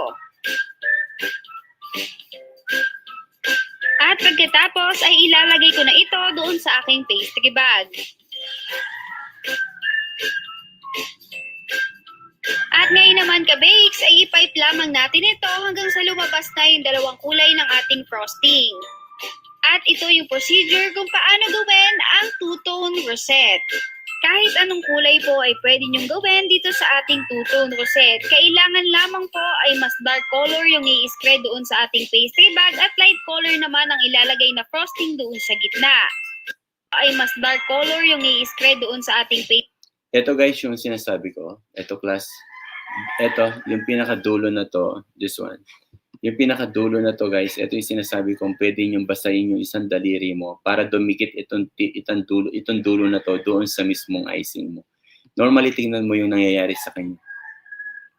Yung pinakadulo niya, hindi perfect. Ayan, tingnan mo. Hindi din perfect yung pinakadulo niya. Look at this one. Ayan. So, para magmukha sa talagang flowers, so ang kailangan mo lang is idikit mo itong portion na to dito sa mismong portion na to. So, basahin mo ng konti yung tubig yung kamay mo and then pwede mo na siyang idikit. Tapos, ang isang way, yung tinuturo niya is for me is an old technique. Ngayon kasi, pwede kang maglagay, like for example, pwede kang maglagay ng icing mo using a wax paper or baking paper or parchment paper. Pwede mong ilagay yung dalawang kulay ng icing separately, tapos doon sa baking paper mo, wax paper, na ginawa mo siyang parang balisuso. Tapos, yung meron kang piping bag, so ang gagawin mo lang is ipapasok mong parehas doon. Tapos tsaka mo na siya ipapipe. Alright? Pastry bag at light color naman ang ilalagay na frosting doon sa gitna. At ngayon ay ipapipe ko na ito dito sa aking cupcake.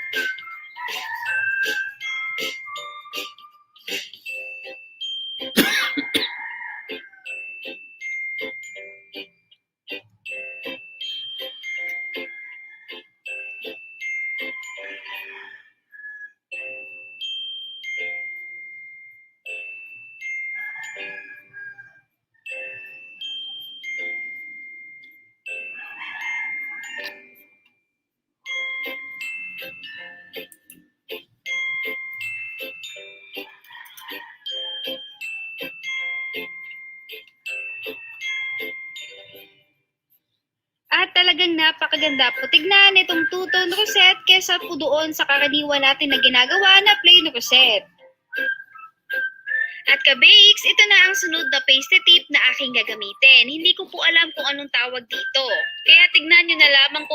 Or kung gusto nyo makagawa ng two-tone color, like for example, meron kang white na icing, tapos gusto mong mag-two-tone ng violet. So from yung white icing mo na nasa mixing bowl, maglagay ka lang ng konti doon, ng konting violet na icing mo doon sa white icing mo. And then, stir mo lang siya ng konti or haluin mo lang siya ng konti. Make sure na hindi siya nahalo ng perfectly. Tapos, ilalagay mo na siya sa piping bag. Hindi mo na kailangan gawin pa yung process na ganito. Ipapasok mo muna yung kulay violet, tapos lulukutin mo, tapos ipapasok mo ulit yung white. So, sa isang mixing bowl na icing, white icing, maglagay ka lang ng konti ng violet icing or any form of color na gusto mong maging two-tone. Tapos, aluhin mo lang siya ng konti-konti. I-fold mo lang siya ng konti-konti. Make sure na yung paghalo mo is nakahiwalay pa rin yung white doon sa violet. Parang laging meron two-tone. Tapos, kapag okay na yung pagkakarambol ng dalawang kulay mo, pwede mo na siyang ilagay sa piping bag. So kapag pinipe mo siya, two-tone color pa rin siya. Hindi na ganitong klaseng procedure pa. Yun po pwede mong gawin. Maigi ang hugis at ang hubog ng paste tip na ito at screenshot nyo na lamang po at ipakita sa baking store kung gusto nyo din po bumili ng paste tip na ito. At sa pag-type naman po, kinakailangan na naka-straight din yung ating paghawak ng ating pastry bag at straight lang din doon sa itaas ng ating cupcakes yung ating pastry tip. At pagkatapos, i-pipe natin ito at iangat. At hanggat maaari po ka-bakes ay medyo isiksik ang ating pag-pipe dito sa ating bulaklak na ito para hindi po makita yung pisngi ng ating cupcakes. Straight lamang po ang paghahawak ng ating pastry bag, tapos pipe, angat, pipe, angat. Ganun lang po kadali ka-bakes.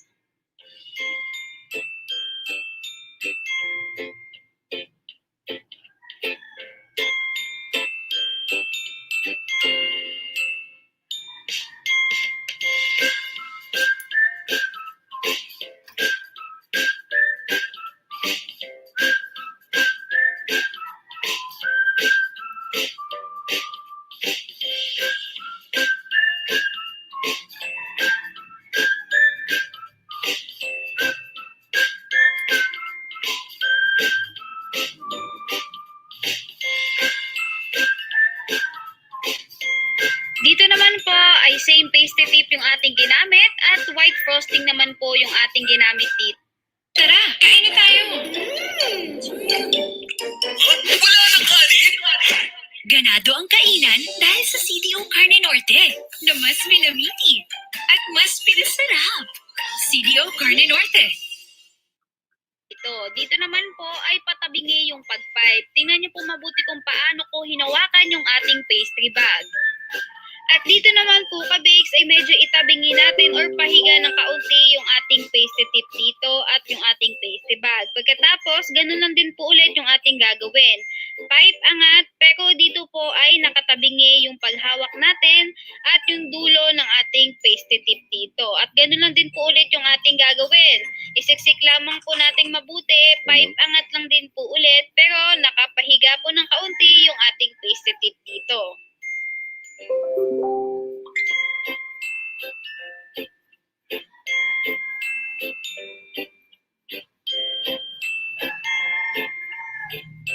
At ito na po yung naging outcome.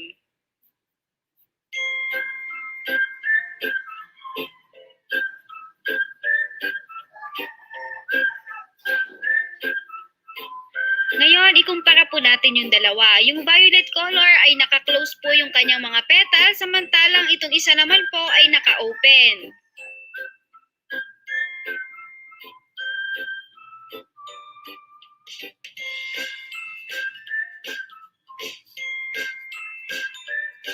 At kabakes, ito naman yung sunod na pasty tip na aking gagamitin. Screenshot nyo na lamang po kabakes kung gusto nyo din po bumili ng ganitong pasty tip.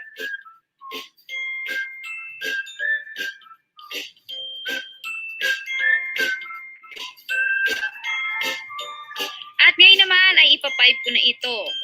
At sa pagpipe naman po ng pasty tip na ito, pagkatapos po natin i-pipe ay medyo i-wave po natin pabalik sa unahan ang ating frosting para naman po ma-achieve natin yung ganitong hubog ng ating frosting.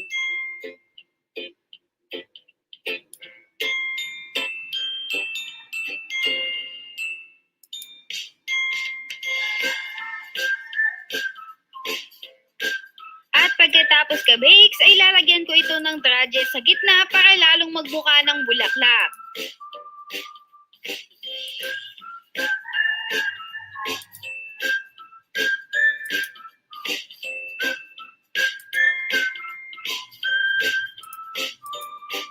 At ito na po ang naging outcome.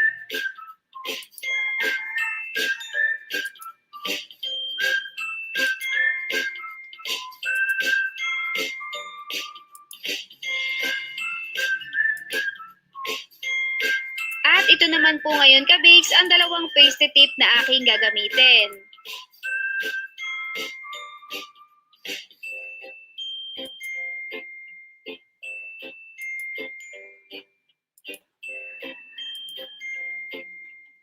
At ang ipapipe ko dito kabakes ay sunflower. At yung pasty tip na gamit ko po dito ay parang small star tip. At ngayon naman po, ang gagawin ko ay ipapipe ko ito at parang huhubog ako ng hugis bilog dito sa itaas ng aking cupcake.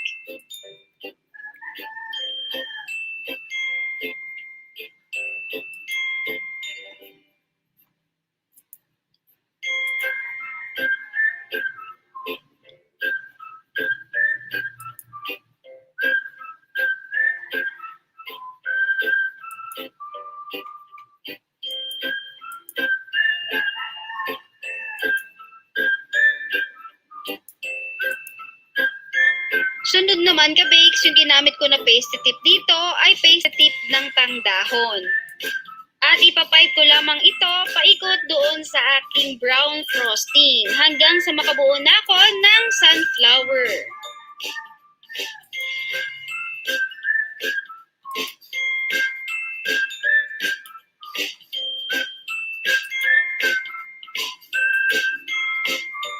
At ito na kabakes ang naging outcome.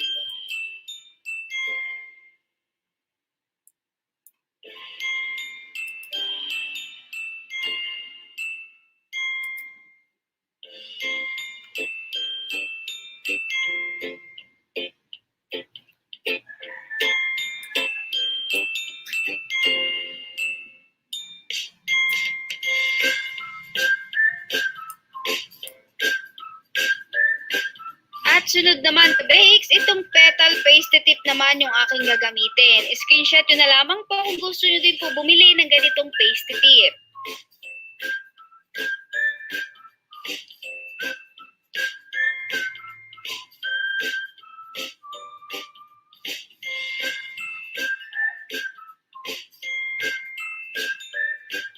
At sa pag-pipe naman po ng flower petals, kinakailangan yung mahaba ay nandito sa pinakaibaba at yung maiksi po ay nandun sa itaas. At sa pag-pipe naman po, kailangan naka-straight lamang.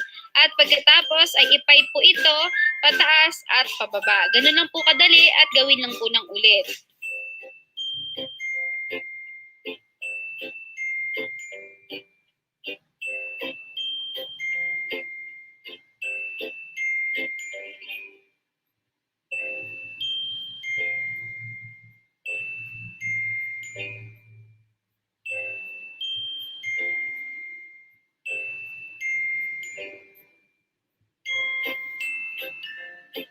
At ngayon naman kabakes ay lalagyan ko ito ng drudges.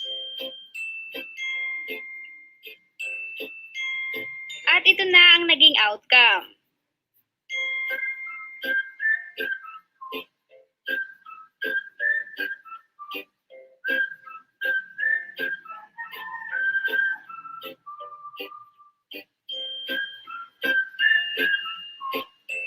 At sunod naman ka-bakes, itong paste tip naman yung aking gagamitin. At ang pangalan po ng paste tip na ito ay 2F.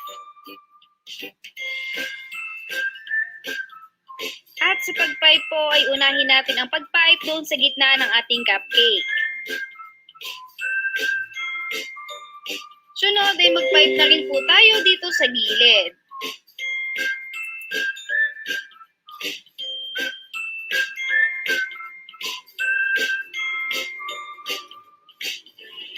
At mag-pipe po ulit tayo doon sa may mga space at i-fill in po natin ito.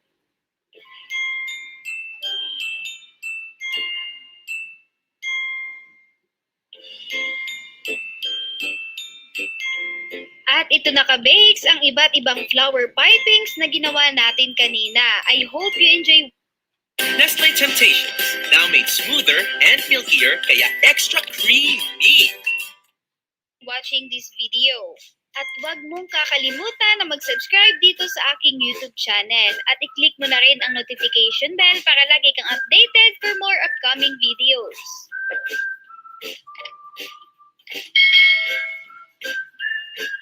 Alright.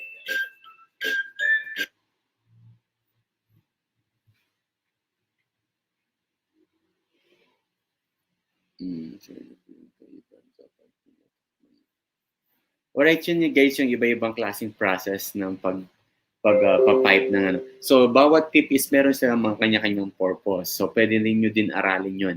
And then, make sure guys na kapag nag-icing kayo, kailangan is yung kamay ninyo is laging nasa 12 o'clock.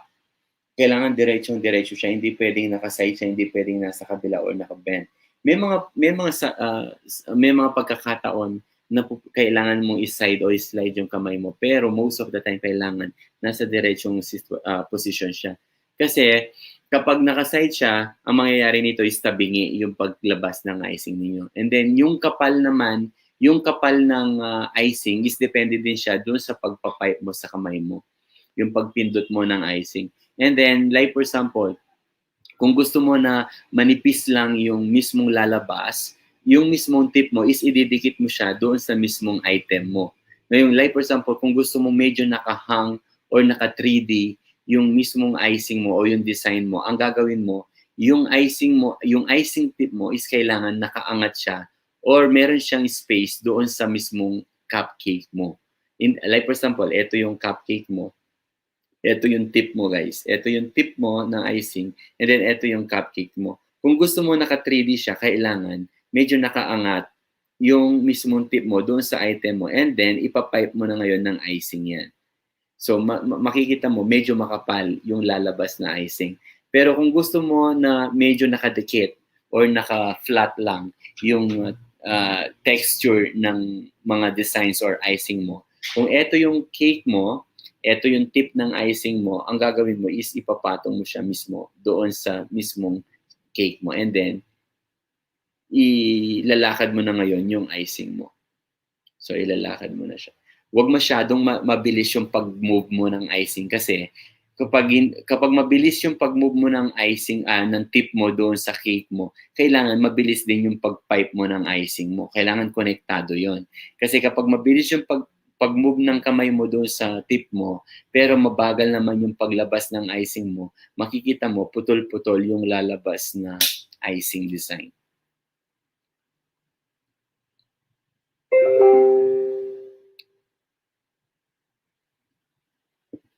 I told you, di ba, sabi ko, kung wala kayong cupcake pan, pwede kayong gumamit, instead of using a paper cup na pang cupcake mold, so pwede kayong gumamit ng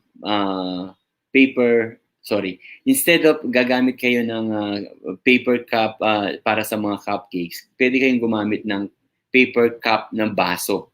Ang gagawin mo lang is gugupitin mo lang siya. Meron kasing nabibili ng mga ganon pero medyo mas mahal siya. At saka hindi ka makakabili ng retail. Ngayon, yung mga baso na pang coffee, pwede niyong putulin yon. para depende doon sa size na gusto niyo or taas ng cupcakes niyo. At least yun, hindi mo na kailangan gumamit ng molder or cupcake pan.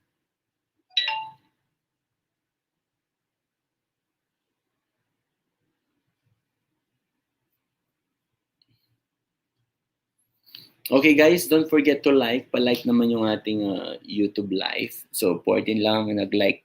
Favor lang guys, pa-like natin yung ating YouTube live. So again, if you have some questions, ayun, Shayna, no? So, pwede kayo, instead of using yung mga paper na ginagamit para sa mga cupcake molder, so pwede na kayong, kung wala kang molder, cupcake molder, pwede kayong gumamit mismo yung paper cup na pang coffee. Matigas na yun, all you have to do is ikakat mo lang siya. Depende dun sa taas na gusto mo na nung cupcakes mo.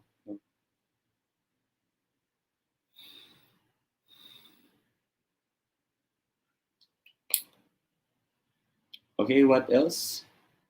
Sir, kailangan po ba may icing yung cupcakes na gagawin namin? Or yes, kailangan may icing siya. Kailangan may icing siya. So, paano mo mapapractice yung design ng icing kung wala siyang icing? Kaya nga kanina ko pa tinuturo sa inyo, if you want to make royal icing or yung tinuturo ko sa inyo na buttercream na kailangan mo lang is meron kang shortening, meron kang butter or powdered sugar. Or kung gusto ninyong ng decorative icing naman is shortening lang tapos powdered sugar, all you have to do is i-mix mo lang siya. So makikita mo kapag nagda-dry siya, ibig sabihin kulang siya ng shortening. Kapag masyadong matigas kasi yung icing mo, mahihirapan kang mag-pipe. Kailangan medyo soft siya. Pag naman nasobrahan siya ng lambot, minsan bumabagsak yung icing mo. So, 3 ang po pwede mong gawing icing, guys. So, pwede kang gumamit ng decorative icing. It's shortening, tapos sifted. Make sure na sinift ninyo yung powdered sugar ninyo. And then, i-mix mo lang siya, haluin mo lang siya. Kung meron kang vanilla, pwede mo lagyan ng vanilla. Yun, decorative icing lang siya, matamis siya. Ngayon, kung gusto mong gumamit ng yung ginagawa ko na buttercream mixture, so gumamit ka ng butter, tapos lagyan mo ng konting shortening, tapos powdered sugar, i-mix mo lang siya. Ngayon, kapag medyo matigas siya, pwede kang maglagay ng konting tubig, tapos ihalo mo lang siya, dire-diretso lang.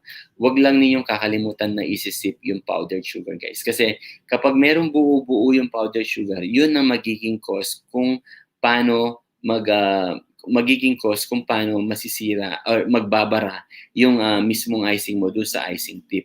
Ngayon, sir, wala po akong icing tip. Ano yung po pwede kong gawin na technique? So, I'll show you how. Just give me a few minutes, guys. Kukuha lang akong gunting.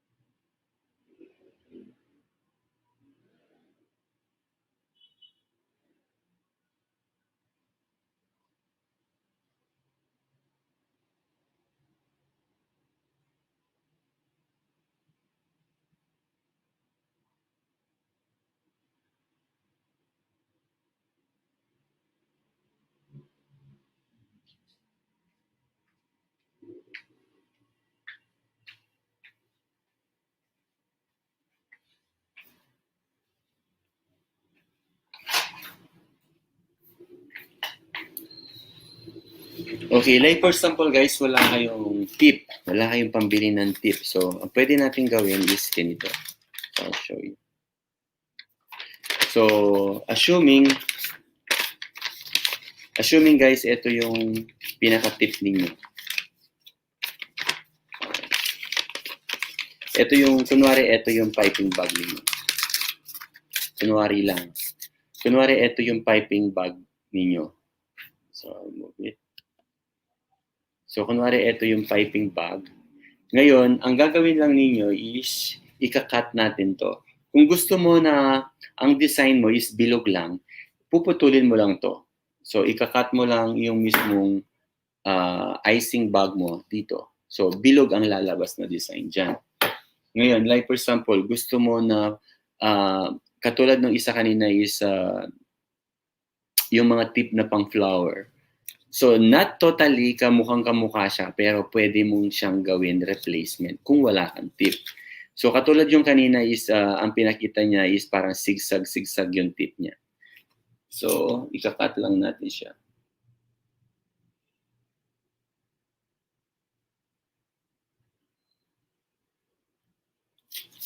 So, yan guys.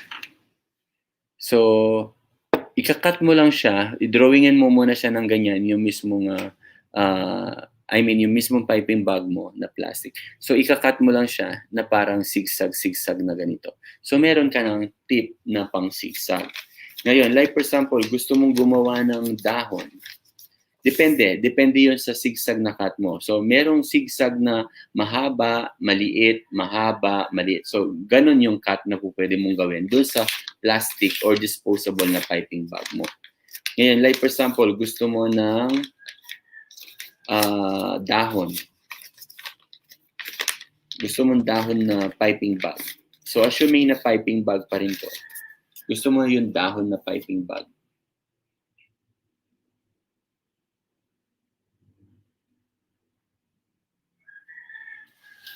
So, this one, guys. So, ito mismong tulis ng piping bag mo. So, ika-cut mo lang siya, both side, na parang patulis siya. So, ang lalabas dito, guys, is pang dahon na tip siya. Ayan. I-cut mo lang yung drawing, yung ginuhit ko na design na yan, i-cut mo lang siya, ibig sabihin, ang lalabas dito is pang dahon siya. Ayan. Ngayon, like for example, ibang design naman na tip ang gusto mo, pwede rin naman.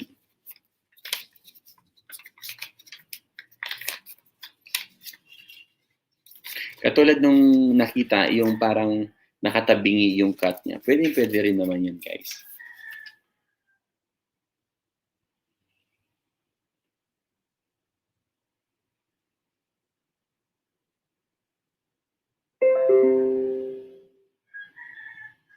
So this one.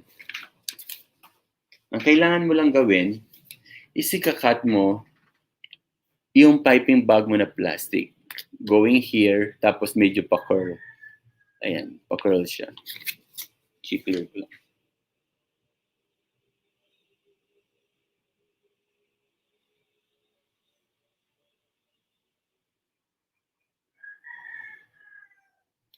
Make sure na matalim yung gunting na gagamitin ninyo para hindi masira, para yung cut niya is diretso siya, hindi yung parang sira-sira yung plastic sa dulo. So this one, guys. So ito yung ginamit niya na kanina na parang flower. Yung gumagamit siya na isa-isang petal na ginagamit niya. So this one. Ayan. Alright, hanap tayo ng mga ganon.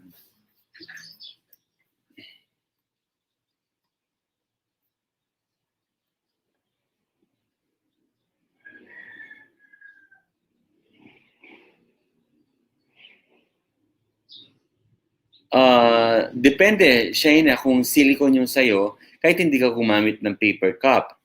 Pero most of the time, kahit meron kang baking pan, kailangan mo pa rin ng paper cup. Kasi ang cupcake, isinahawakan siya pag kinakain. Kapag hindi ka naglagay ng paper cup, ang tendency nito is kapag kinuha mo yung cupcake, isinahawakan mo siya sa kamay without protections. Naiintindihan ko yung sinasabi mo, yung ibig mo sabihin is yung meron kang cupcake molder lang. Kung kailangan mo pa ng cupcake pan, of course, cupcake paper, kailangan mo talaga. Kasi ang cupcake is meron siya laging liner na paper cup.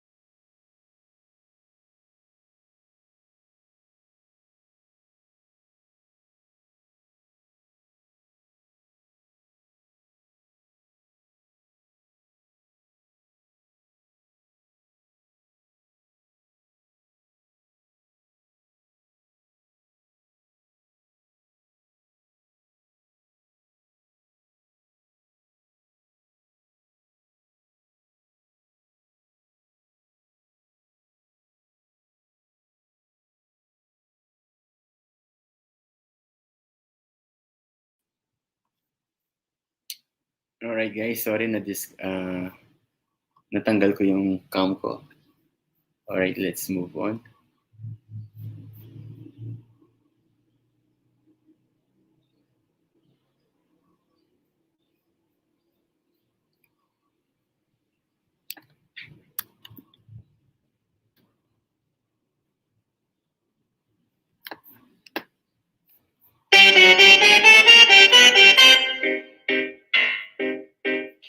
Hi, I'm Paul Delaney, cake designer of the Breadbasket Cake Company in Camarillo, and I'm going to show you how to do a start tip type piping bag.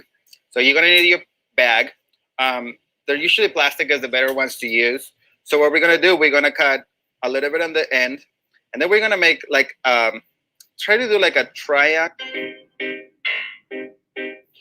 Hi, I'm Paul Delaney, cake designer of the Breadbasket Cake Company in Camarillo, and I'm going to show you how to do a start tip type piping bag. So you're going to need your bag. They're usually plastic as the better ones to use. So what we're going to do, we're going to cut a little bit on the end, and then we're going to make like, try to do like a triangle cuts, a couple of them. That way you can get the star figure whenever you start tapping your icing. After you do that, you put some icing on it. And then when you start typing, you just go in a circular motion, and it gives you the start tip look. And this is how you do a start tip bag.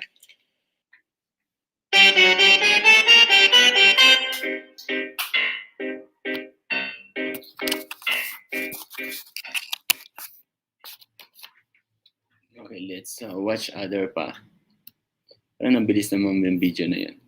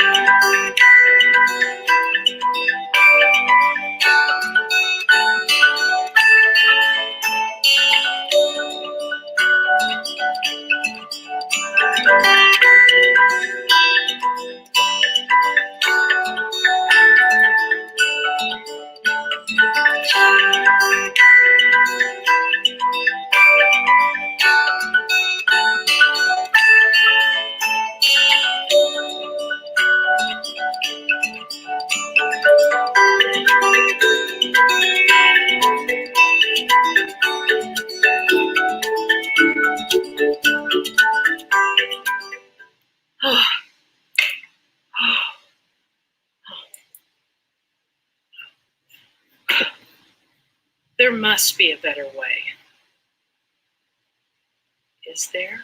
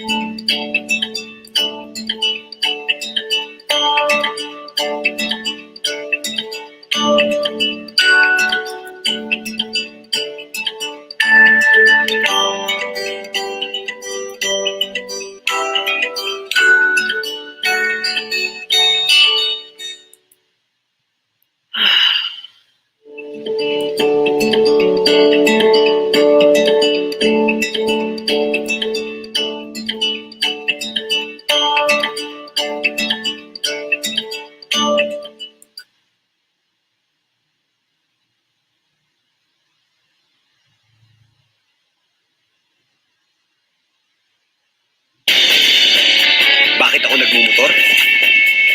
Nagmumotor ako para harapin ang kahit anong hamon.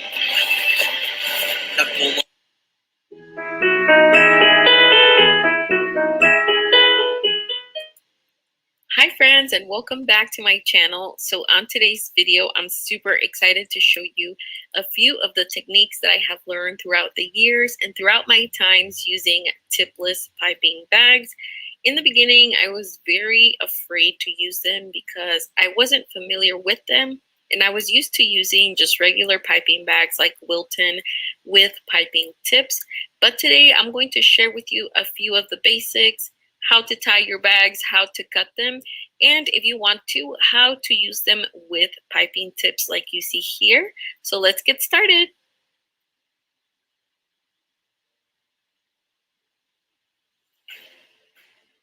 as you become more comfortable, you will find a brand of tipless piping bags that work for you. This is the brand that I prefer and that I use, and I do have it in 2 sizes. I have a small, and then I also have a larger size that I use for larger batches of icing. And what I like to do is I'll always like to have a glass to help me prop up my bag so that I'm able to fill it. And for example, let's say that you use a lot of these bags often, like I do. Sometimes I'll rewash them, dry them, and use them again, but they'll already have a little hole on the bottom. So it's always good to place a little paper clip or an office clip at the bottom so that when you go to fill it again, in case you're reusing it, it doesn't start to flow out from the bottom. The first thing that we want to do is we want to go ahead and fill our bag. And this is how I like to do it. I've tried holding the bag and filling it at the same time. But like I said, this is a way that makes it easier for you to fill your bag, especially when you're a beginner and especially if you're having to mix several different colors. Now, what we really want to do is, just like buttercream, we want to make sure that we take out all of the air bubbles.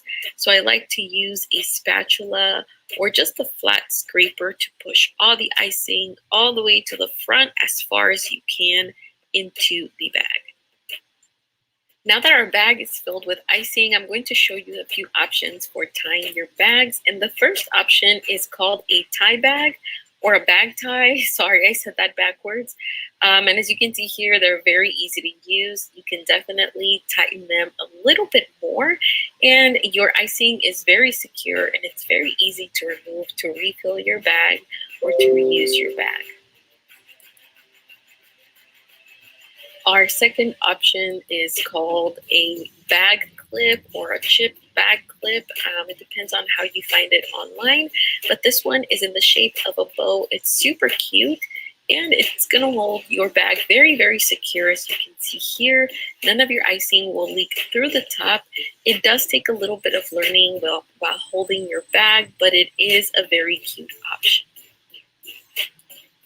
For my next options, they are bag clips or office clips, and basically what I like to do is I'll tie or twist tie the entire top of the bag, fold it in the center, and then basically attach my office clip to the very top there.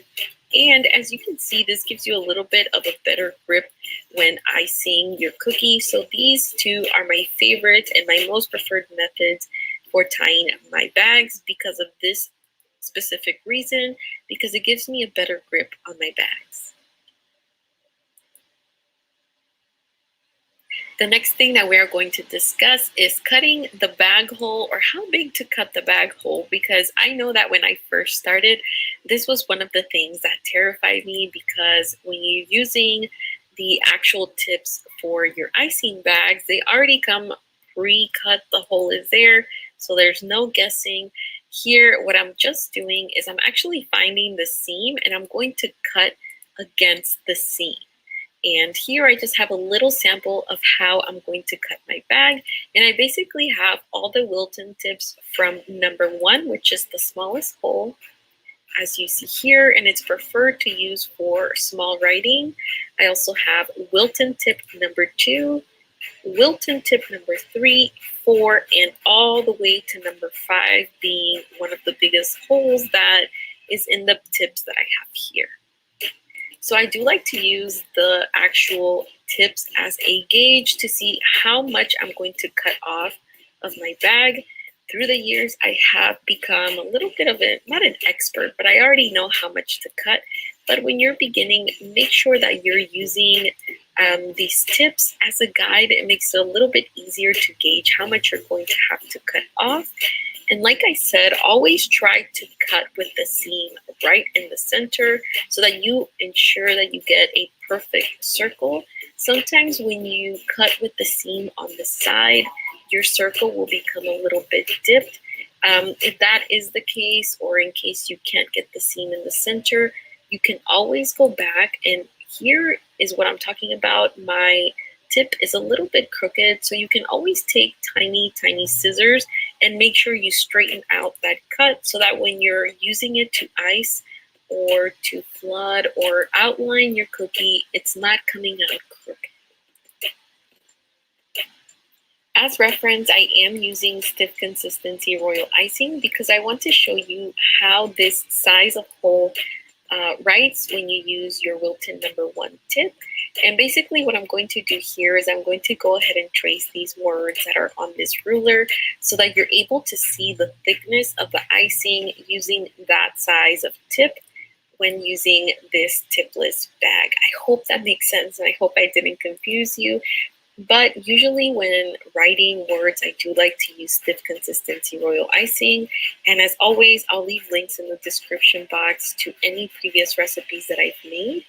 But here is how my letters look. And usually I would use this tip size to maybe outline a thicker letter or a thicker word, or simply to write.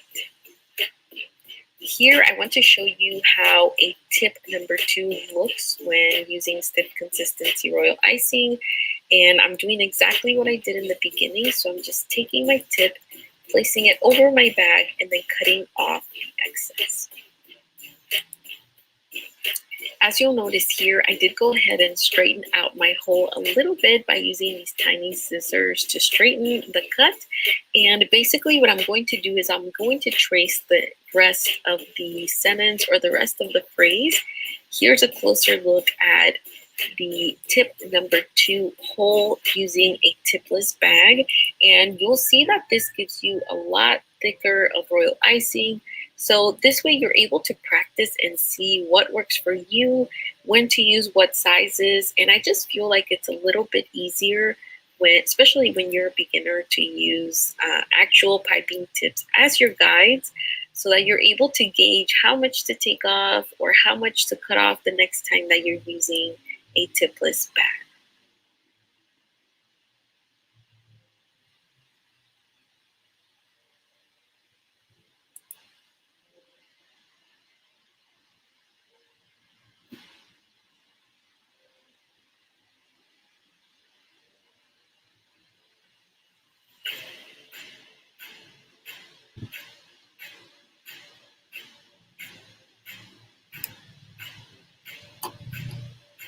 Next, I'm going to use the exact same consistency, and what I want to do here is I'm going to make this into a leaf shape, and I am using the seam as a guide and basically cutting either an arrow or however you want to think of it, the bottom of a heart, so that it looks like a triangle at the top. And again, I am using stiff consistency royal icing so that it's able to hold up its shape a little bit better. And what we want to do is we want to make sure to use the seam side up so that you're able to use it as a guide. And basically, I'm going to push out the icing with my hand and then just go ahead and pull. And using that middle seam as a guide, I'm going to go ahead and pull up like a leaf.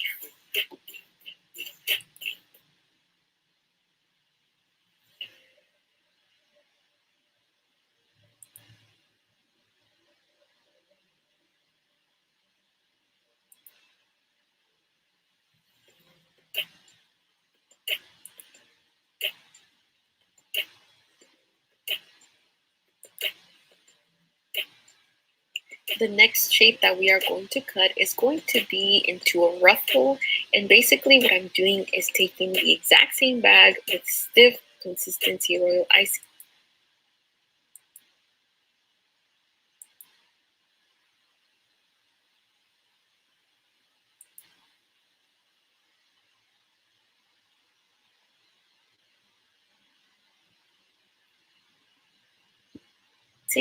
And I'm simply cutting a slope. And as you see, my seam is in the center there. You can also use it where the seam is the top of your slope or the bottom. But here, what I'm going to do is I'm simply going to take the pointy side down. And as before, I'm going to make sure to squeeze with my palm and then just drag the bag of icing all along until it forms ruffles. And again, that is with the pointy side down onto your cookie. Also, just because you're using tipless piping bags does not mean that you can't use them with tips.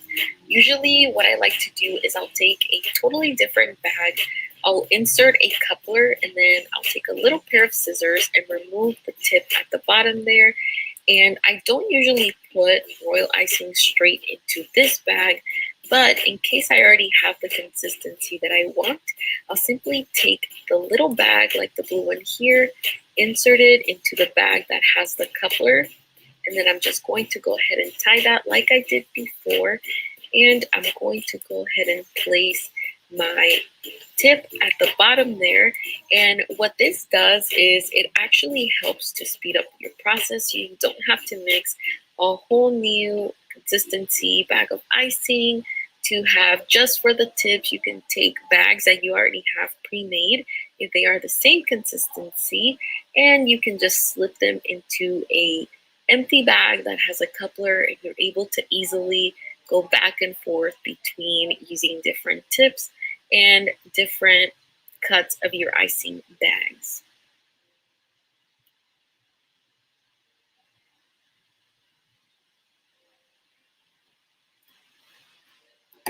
What I really like about this technique is that you're able to use small piping tips to add different textures to your cookies. For example, here I'm just making a small shell border. You can also use it to make a little bit of a chain swirl border, and this adds a lot of definition, a lot of texture to your cookies using the exact same bag of tipless icing, except using it with another bag that has a tip. It's a great time saver, and I love it.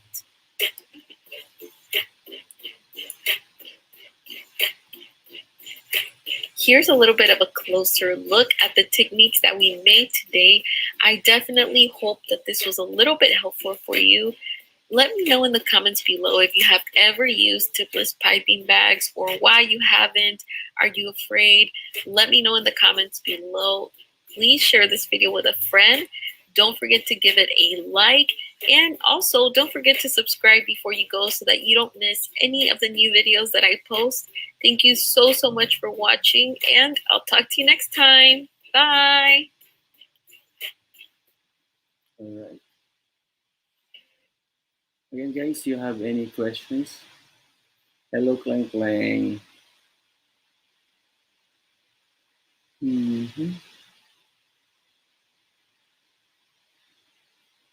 Okay, guys, do you have any more questions?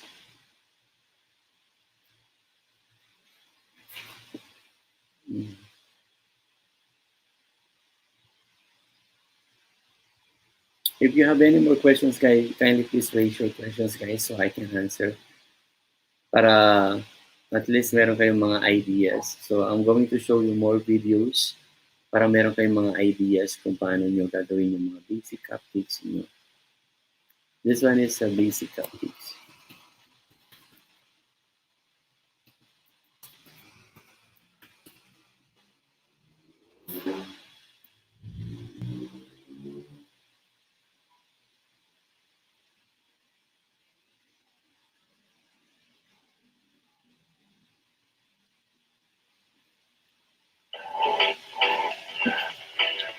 It's Natasha of natasha'skitchen.com, and today I'm going to teach you how to make perfect vanilla cupcakes. These are so much better than store-bought. The texture is incredible, and this is the only recipe you'll need for vanilla cupcakes. Wait till you try the frosting. It's so good. So let's get started. So let's start this one, guys. It's vanilla cupcakes. Let's watch it. So first, we'll combine the dry ingredients. In a medium mixing bowl, add 1 1/4 cups of all-purpose flour, 1 1/4 teaspoons of baking powder, and 1/2 teaspoon of salt. Whisk those together and set that aside. In another large mixing bowl, or you can use the bowl of your stand mixer, combine 1/2 cup of softened unsalted butter with 3/4 cup of granulated sugar. Use an electric mixer to beat those together on medium-high speed for about 5 minutes or until the mixture is thick and fluffy. Next, add 2 large room temperature eggs, adding them one at a time and beating well with each addition.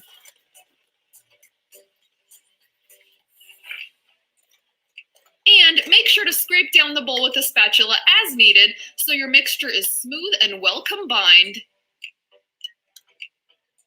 Once the eggs are well blended, add 2 teaspoons of real vanilla extract. We do have a tutorial for making your own vanilla extract. It's just 2 ingredients, so easy, and it will make your baking taste amazing. I'll leave a link to this in the notes. Reduce the mixer to medium speed and add your flour in thirds, alternating with your 1/2 cup of room temperature buttermilk. Make sure to beat well with each addition so that the flour and buttermilk are well incorporated before adding more. Alternating the flour and buttermilk like this will help keep the mixture smooth. It's also really important to use room temperature ingredients to keep the butter from hardening.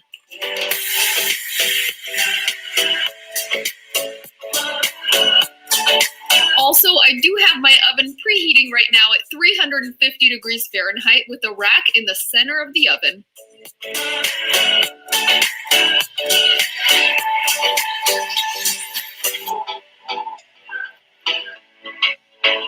Once all of the flour and buttermilk are in, scrape down the sides of the bowl just to make sure everything is really well incorporated.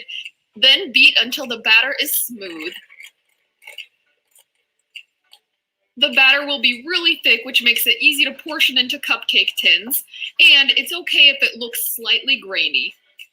This recipe makes 12 perfect vanilla cupcakes, so line a 12-count muffin tin with paper liners. Using a trigger release ice cream scoop makes portioning these much easier.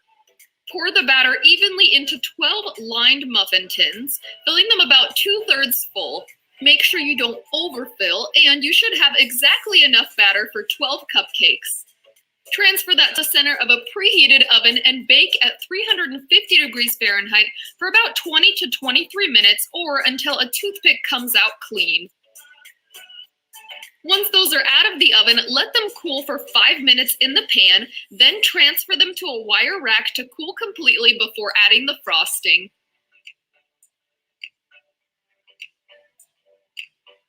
Now I'm going to show you how to make our go-to all-time favorite cupcake frosting. Pour 1.5 cups of cold, heavy whipping cream into a large mixing bowl. Beat that on high speed for about 1.5 to 2 minutes or until the cream is whipped, fluffy, and spreadable. In a second large mixing bowl, beat together 1 8-ounce package of softened cream cheese and 2 cups of powdered sugar. Start that on low speed unless you want to be standing in a cloud of powdered sugar, then increase the speed to medium-high. Beat that for about 2 minutes, scraping down the bowl as needed. You want this mixture to be really light and creamy. Next, blend in 1 teaspoon of vanilla extract.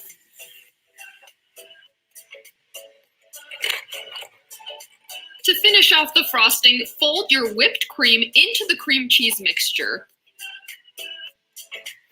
Use a spatula to fold gently until the frosting is well combined. Fold until your frosting is even in color and texture. Transfer the frosting to a pastry bag fitted with a piping tip. I'm using a Wilton 1M, and I will link to all the tools we use to make these cupcakes in the recipe notes. If you wrap the bag around your hand like this, it'll keep the edges clean and make it much easier to pipe. Now that our frosting is ready and our cupcakes are completely at room temperature, we're ready to frost them. You never want to frost a warm cupcake or the frosting will melt. And good news, you can make these cupcakes and the frosting ahead of time because they both keep really well. You can also frost them and refrigerate them fully assembled, which makes it a great make-ahead dessert. All right, these are ready to be enjoyed, but we're gonna add a little bit of sprinkles because sprinkles make everything more fun. And we are gonna do a taste test. And I piped these a little big, so now I'm a little bit scared. Who dares me to do a taste test? Oh, more sprinkles, more sprinkles. The kids can't resist these with sprinkles, and me. I love the sprinkles. So fun. Okay, all right. Whew. This might get ugly. That's okay. Worth it. These cupcakes are really good. Oh, yum, yum, yum. And these turn out to be the perfect color. They stay together when you take off the wrapper, which is important because they're easy to eat. And look at that. This is beautiful. Okay, here I go. Oh. I'm delaying the inevitable. I'm ready. Here we go. How am I supposed to? Okay. Oh. Yeah.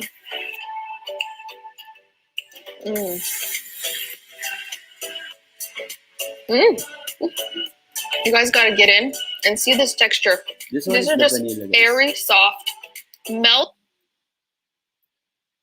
Yan yung vanilla cupcakes na sinasabi ko sa inyo guys. It's more on a fluffy textures niya. So from the basic recipe na vanilla po, pwede kayong gumawa ng iba-ibang klaseng design. And then yung dami ng icing mo, it's dependent pa rin sa inyo yan kung paano ninyo siya ipo-format. Normally, makikita mo yan sa mga birthday party, no? Pinapalaki nila yung icing nila para magmukhang matangkad at saka malaki yung volume ng cake nila. So, katulad ng nabanggit ko kanina, kung gusto mong maging parang nakahang yung mga icing mo, all you have to do is, kung ito yung cupcake mo, hindi mo ididikit yung piping bag mo or piping tip mo doon sa icing. Kailangan nakahangat siya. Tapos, ini-spiral mo siya na gano'n para bulky ang dating niya. Parang gano'n siya. So, tingnan niyo yung sa kanya. Ito yung sinasabi niya kanina na walang paper cup. Pag walang paper cup, ang mangyayari dito is katulad dito, guys. Melt in your mouth. Nahawakan mo yung cupcakes. Ayan. Ayan siya, oh. Dapat may paper cup siya. Kasi kapag tinanggal mo yung paper cup, makikita mo yung madidisformat yung texture ng cupcakes mo. Alright? Look at this one, nakahang siya. Yan, you can put some toppings or mga sprinkles. This one is the sprinkles. So, para lang ma-break yung color niya na plain. So, let's watch other videos. Again, guys, if you have some questions, kindly please let me know. And then, don't forget, yung cupcakes niyo will be sent sa, depende kung kailan nyo natatapos. And then, deadline will be on Monday, next week Monday.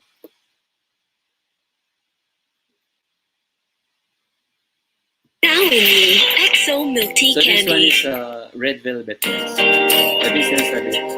Ang red velvet, ang pagkakaiba lang ng frosting ng red velvet, it should be a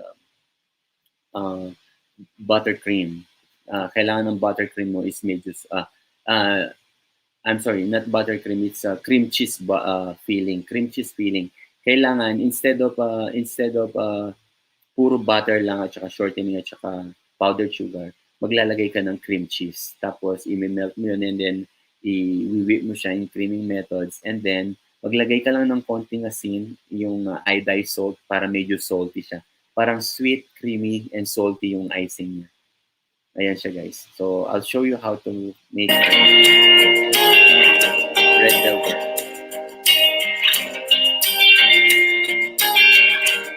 Actually, ang red velvet, guys, hindi ka naglalagay ng maraming toppings na ganito. I mean, yung mga red na ganito. Ang nilalagay lang sa red velvet ay isang pirasong heart dito mismo sa dulo ng, dun sa tuktok mismo ng icing mo, isang pirasong heart. Yun ang red velvet. Yun ang original na red velvet.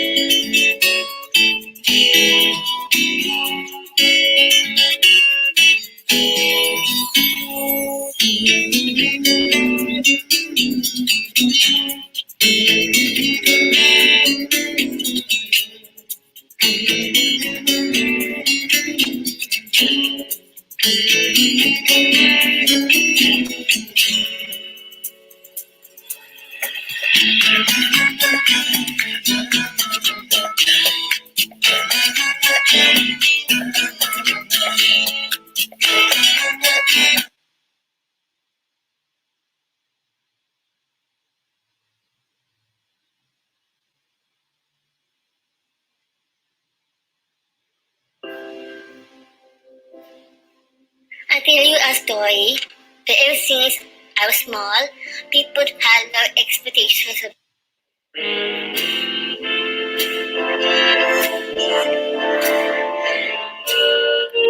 One of the popular bake products na napakagandang gawin during Valentine's Week or Valentine's Month or simply everyday kung ikaw ay in love ay red velvet cupcakes. Pwede mo ding gawing cake. Bakit? Because it's sweet, may chocolate siya, at syempre the color, di ba? Parang puso lang na tumitibok-tibok. This recipe, napakadali. Easy red velvet cupcakes po, no? Because you just combine all the ingredients together. And as always, this is moist, fudgy, ingredients are accessible, and very presentable as well. So simulan natin by preparing the cupcakes. You will be needing first your dry ingredients. I have here all-purpose flour, cocoa powder, ilalagay ko na dyan. This is baking soda, and this is baking powder. So first, I'm going to sift my dry ingredients twice. Kailangan 2 beses or pwede ding 3 beses. Kung gusto mo parang I love you lang, di ba? Because you want to refine the cocoa powder. Ang cocoa powder kasi medyo lumpy, especially pag nahalo sa liquid. So to make sure that you will end up having a very smooth cupcake, you have to sift it. And also, nare-refine mo din yung baking powder and baking soda. So you mix together. Bakit po may baking powder na may baking soda pa? Bakit po ganon? Kasi yung baking soda mo naman is a neutralizer. So tumutulong siya na maging pantay yung pag-alsa ng iyong cupcake. So that is the reason kung bakit dalawa sila. Now, let's set that aside.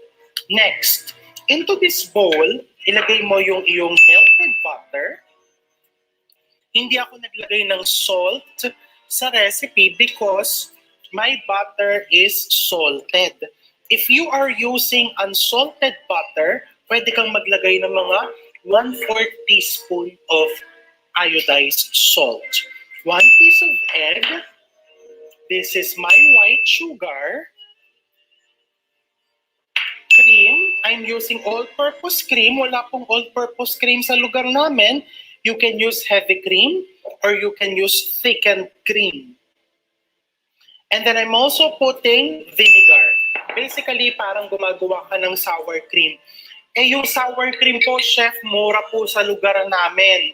Pwede po bang instead of combining the cream and the vinegar, sour cream na lang po ang ilalagay ko? Sure. Okay? And this is red liquid food coloring. And then you just mix it. You see how nice the color. Ayoko kasi ng super duper red. Gusto ko yung balanced lang. Yun nandun pa din yung parang nararamdaman mo pa din yung chocolate. Pero kung gusto mo talagang chef, gusto ko po talagang pulang-pula. Para gusto ko talagang iparamdam na in love po ako doon sa taong pagbibigyan ko. Pwede mong gawin 3 tablespoons. Kasi ngayon, 2 tablespoons lang yung nilagay natin food color. Okay? So you just mix it thoroughly. I'm using a wire whisk. Kailangan halong-halo mo. Don't worry about over-mixing kasi you're manually mixing this naman. If you're using a mixer, doon mo medyo bantayan kasi baka naman ma-overbeat mo yung iyong batter. Parang may konti pang food color dito, sayang. Medyo mahal po ang food color. So, okay, and then tignan mo mabuti yung mixture. Pag wala ka nang nakikitang buo-buong flour, pwede ka nang tumigil. Okay? That's it. And then I'm going to scrape my wire whisk para siguradong simot. Alright. I'll set this aside. And then, I have here, kailangan ko pa pala to. Ito na lang gagamitin ko to scrape. You scrape the sides to make sure na talagang linis na linis mo hanggang ilalim para yung mixture mo is halong-halo. That's it.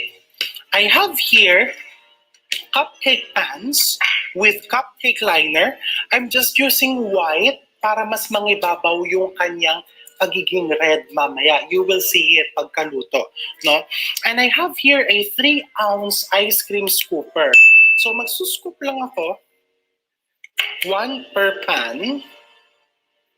Kailangan ile-level mong mabuti ha. I-level mo. Wala po akong ice cream scooper, chef.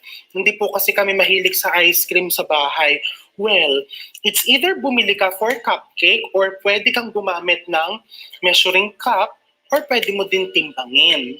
Pinakamaganda lang if you're using this kasi mas mabilis ka sa pagtatrabaho. And makikita mo, malinis. Pantay-pantay talaga yung pagkakalagay mo ng cupcake butter sa iyong pan. Okay? So you just scoop them out. One recipe will produce around mga 12 to 14 cupcakes. Okay. Let's scrape. Kailangan sisimutin mo.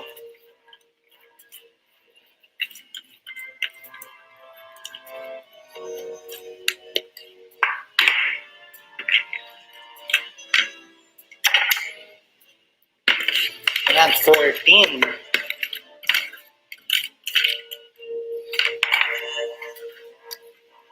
Let's scrape this para makabuo pa tayo ng isa pang piraso.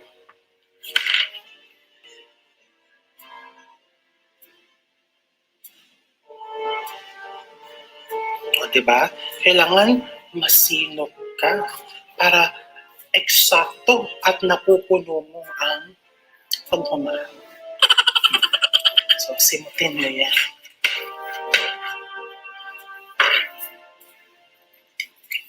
Okay, that's it. So now, if you might have a question, paano po sa ganyan? Wala po bang effect yan kung ito pong isa ay puno and then this one is dalawa lang po ang may laman? Actually, sa oven, medyo mas mabilis lang mabibake to. So what I do is dinidistribute ko po yan. Look. Pag maluwag yung cupcake, kung 14 pieces yung magagawa, di ba medyo alanganin. So this is what I do. Dinidistribute kong ganyan to make sure na pantay-pantay ang bake ng iyong cupcakes. O, di ba? So you can do this technique. This will go into a preheated 350 degrees Fahrenheit oven for approximately 25 minutes or until yung ibabaw niya is almost firm. Do not overbake it because you want your red velvet cupcakes really moist and fudgy like a moist chocolate cake. So now let's prepare the stable cream cheese frosting. This is the same recipe that we used for the carrot cake. Napakadali lang gawin. So just in case hindi mo pa napapanood yung video na yon, here it is. So first, you need cream cheese. Ilalagay mo lang sa mixer. Wala po akong mixer. Pwede po bang hand mixer or wire whisk? Pwede. No problem. Medyo mas matagal ka lang maghahalo. And then your powdered sugar. So I'm going to beat it first hanggang maghalo na yung cream cheese and powdered sugar. I start at low speed para hindi tumalsik yung powdered sugar.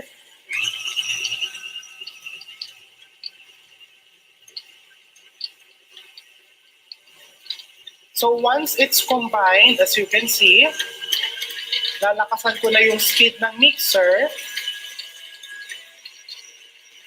until the cream cheese becomes very smooth and mag-incorporate yung powdered sugar. Okay, that's it. Do not mix it for so long because ang mangyayari dyan is matutunaw na yung cream cheese mo because of the friction, umiinit yung iyong mixer. So just beat it until makita mo na nag-combine na silang dalawa. So napakadali. No? So mix it again quickly.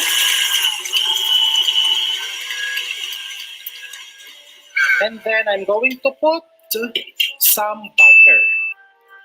The butter has to be at room temperature. A lot of people, maraming nagtatanong na, ay, paano po ba gumawa ng stable na icing? Kasi gusto ko po talaga stable.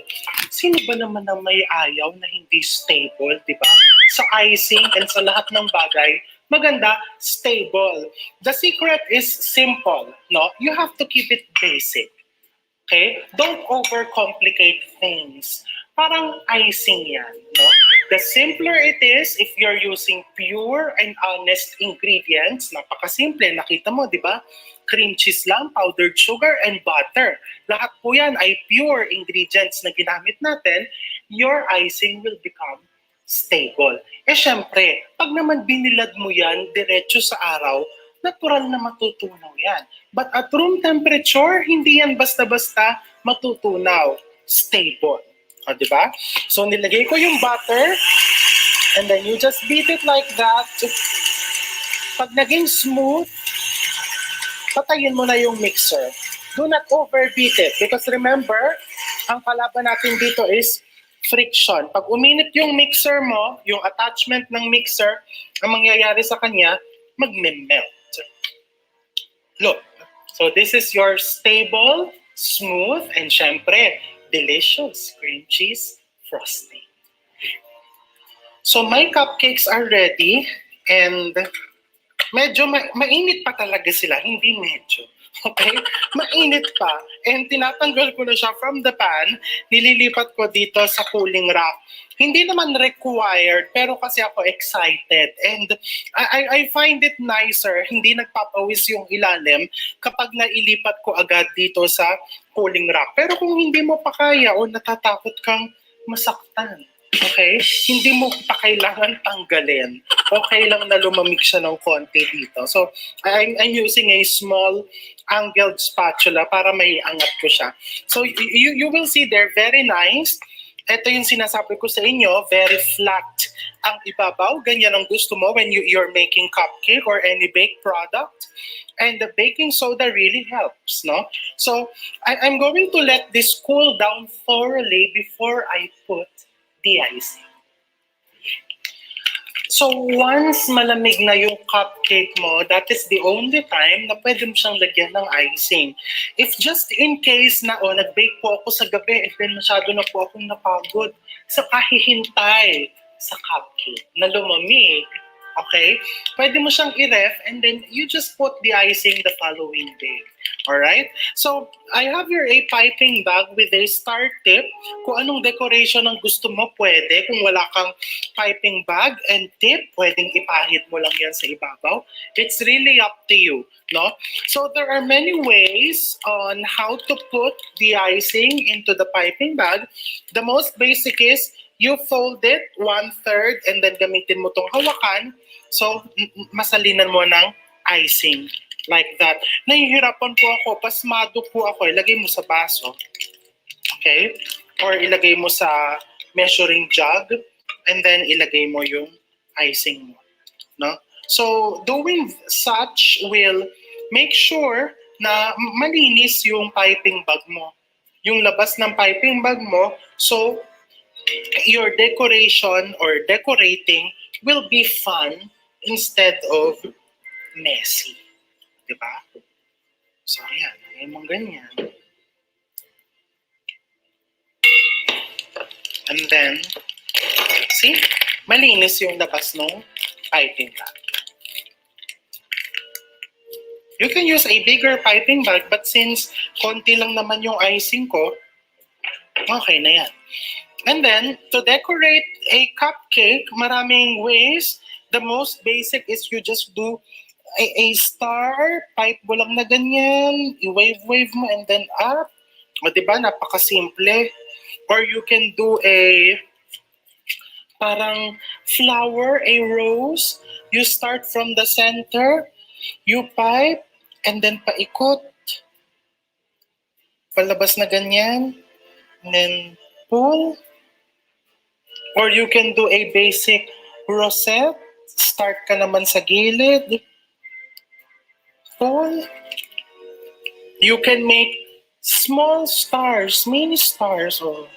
1, 2, 3, 4. Oh, medyo nag-alangan. Isa pa dito, 5. Oh, gusto mo pa lagyan sa gitna? 6. Diba? Nagda-diet po ako. Gusto ko minimalist lang. Pwede lagyan mo lang ng 3 stars. So, para konti ang kainin mo icing. Diba? Gawa ka ulit ng flower from the center, paikot sa labas. Actually, nasa sayo yan. Depende din sa costing yung kapal ng icing na ilalagay mo because of course, ang icing may cost yan. So, yung iba, ganyan lang. And depende din sa kakain because some people, ayaw nila nung masyadong makapal ang icing. Okay, so this recipe na tinest ko is for something like this. Mapupuno yung cupcake mo. But if you're planning to do something like this, yung medyo makapal, yung icing na ilalagay mo sa ibabaw, no? Pwede mo i-times 2 or times 1.5 yung quantity or yung recipe ng iyong icing. And then you just put it on nice plates like this. And you see kung paano na-elevate yung cupcake experience.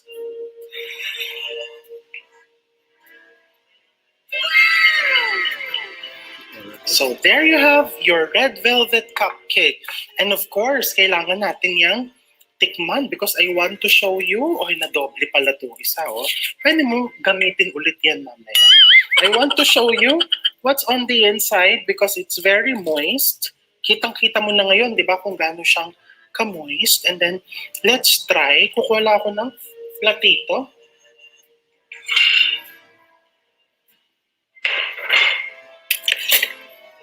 And then a fork.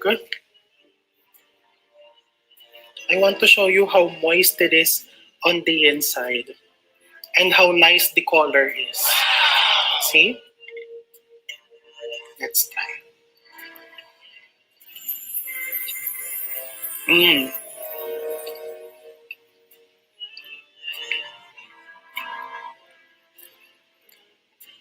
What I like about this recipe, hindi ko nalalasahan yung food color. Because there are some super red velvet cupcakes, yung pulang-pula, na pagkagat mo lasang food color. This one, nandun yung marriage nung butter, chocolate, sugar, and of course, the icing. And hindi nawawala yung nice reddish color nung cake. Alright. Actually guys, yun yung original color ng red velvet. Red velvet is with combinations of konting-konting cocoa powder at saka food coloring.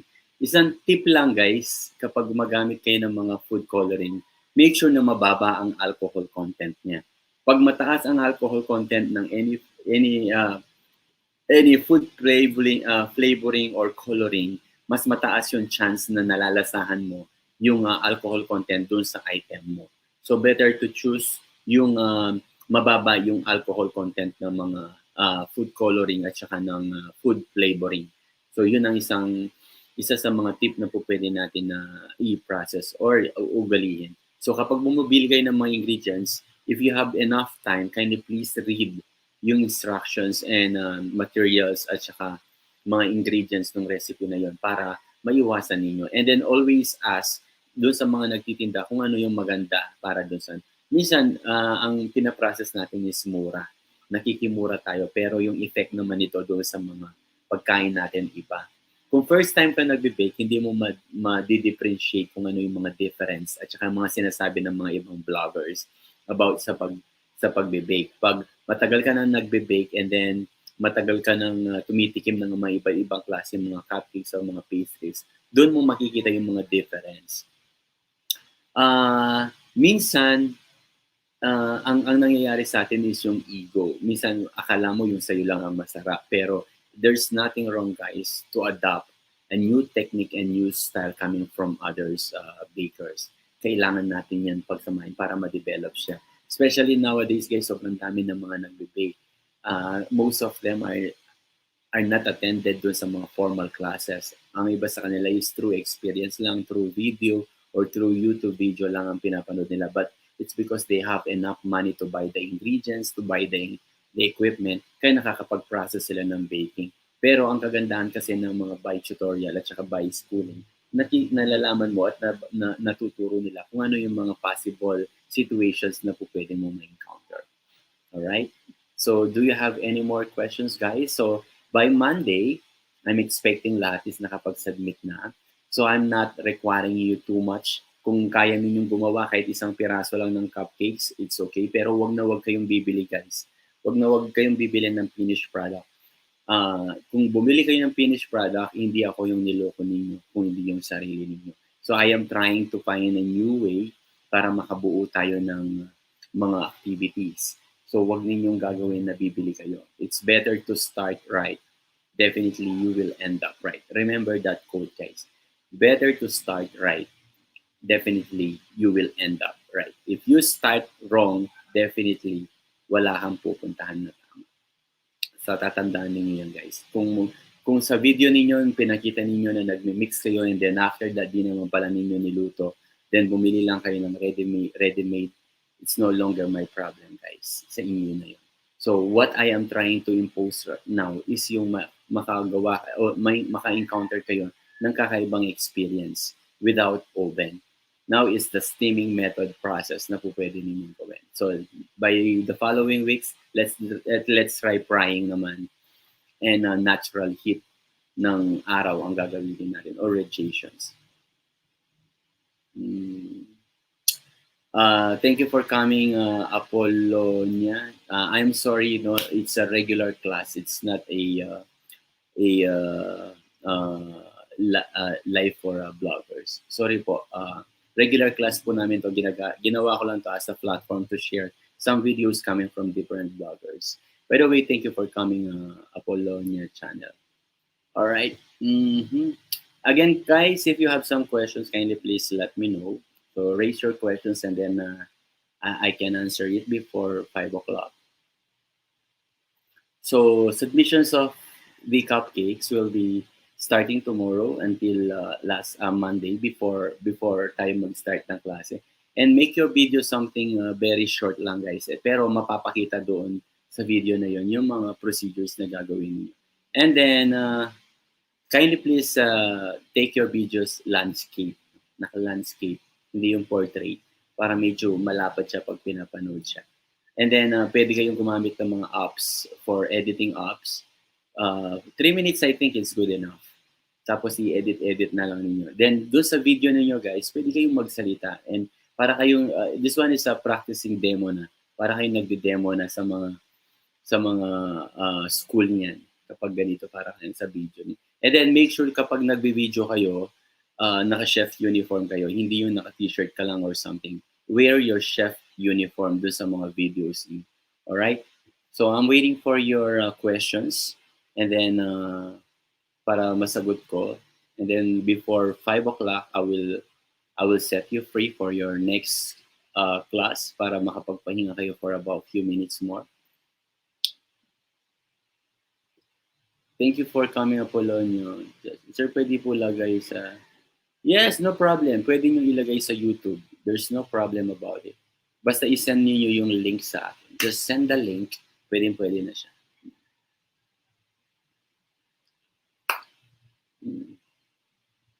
Walang problema yon if you wanted to upload into video, ay sa YouTube, walang problema. Just send the link dun sa GC. Para kapag binigyan ko siya ng grades, mas madali ko siyang ma-detect. Alright? Kindly please raise your questions, guys. I'm waiting for your questions. So again, if you don't ask questions, wala tayong magagawa. Yes, okay guys, by next week naman, yung sa module 9 talaga, it's the process of brownies. So gagawa tayo ng mga no-bakes brownies. So again, it's by video. So magbibigay lang ako ng mga samples kung paano gagawin yung mga no-bake brownies. And then, pwede niyo i-process. Or pwede rin natin siyang gawin by Monday, on the spot. Pwede rin natin gawin by Monday. What do you think, guys? Pwede natin gawin by Monday yung mga brownies. Actually, basically, I'm using a Grahams or yung mga choco bar or pasalubong bar, parang ganun. So, ang ginagawa ko lang is dinudurog ko lang yun. Tapos, pina-flatten ko lang. So, I just melted some chocolate para lang siya mag-flat or maglalagay ng konting glucose, then mallows, then nuts, then ipa-flat mo lang siya sa container. Tapos, i-chilled siya para tumigas ng konti. Then, cut, and then ipipresent na siya. So if you wanted by Monday, gagawa tayo ng on the spot na brownies, pwede rin naman. Para at least during our classes, meron kayong ginagawa, hindi nakikinig lang kayo. So then after that, isisend ninyo yung mga pictures at saka mga videos sa mga ginawa ninyo. Pwede ba yan, guys? What do you think? Okay, kindly please give your answer to me para at least alam ko kung ano yung nasa loob ninyo. Alright, I'm waiting, guys.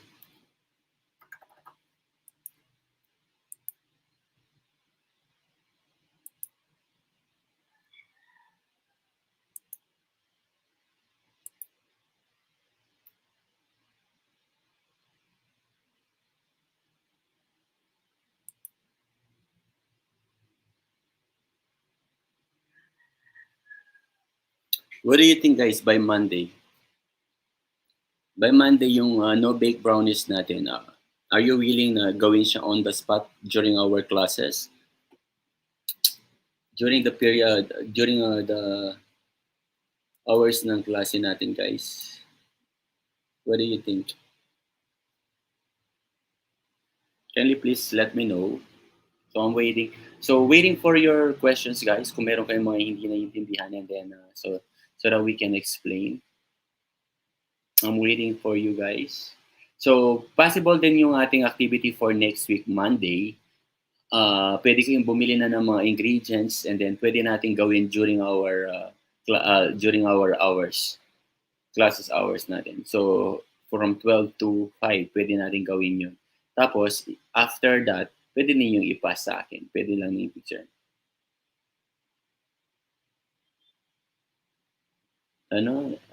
Hindi ko maintindihan. Demo muna tapos gawin. Kasi si Ma'am Karen is on the spot, pinapagawa niya yung mga kaklase nila. It's like melting meron kang ang no-bake brownies is meron kang Grahams, tapos i-melt mo lang yung chocolate.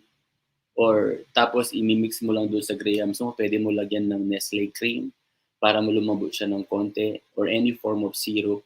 And then ipa-flatten mo lang siya sa container para magpa-flat siya. Similar with the brownies. Tapos kung gusto mo lagyan ng kahit anong pan-design, nuts, mallows, or any form of chocolate chips, then pwede mong i-glaze ng iba-ibang klaseng white chocolate. Pwede rin naman siya. That is no big brownies, guys. Ganun lang siya kasimple.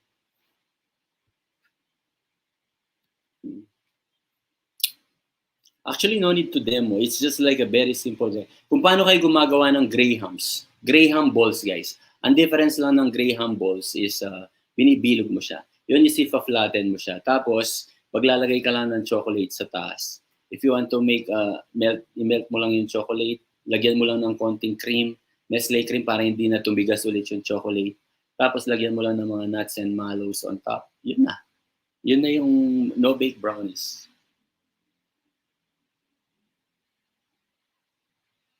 What calamansi? I don't understand what calamansi.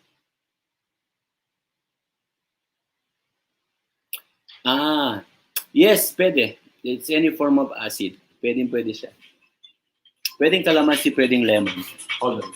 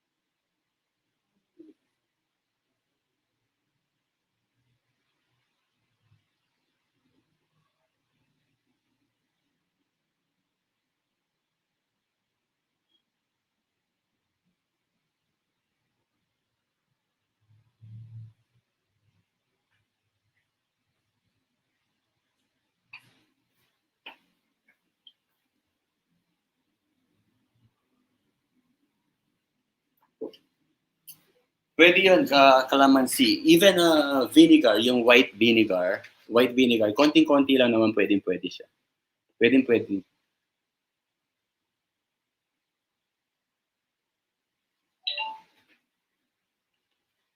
Okay, guys. Just let me know. Actually, don't need demo. Okay, si Ma'am Karen hindi siya nagdi-demo. Nasanay lang kayo doon sa demo. Si Ma'am Karen is magbibigay siya ng instructions and then ipaprocess ng mga bata.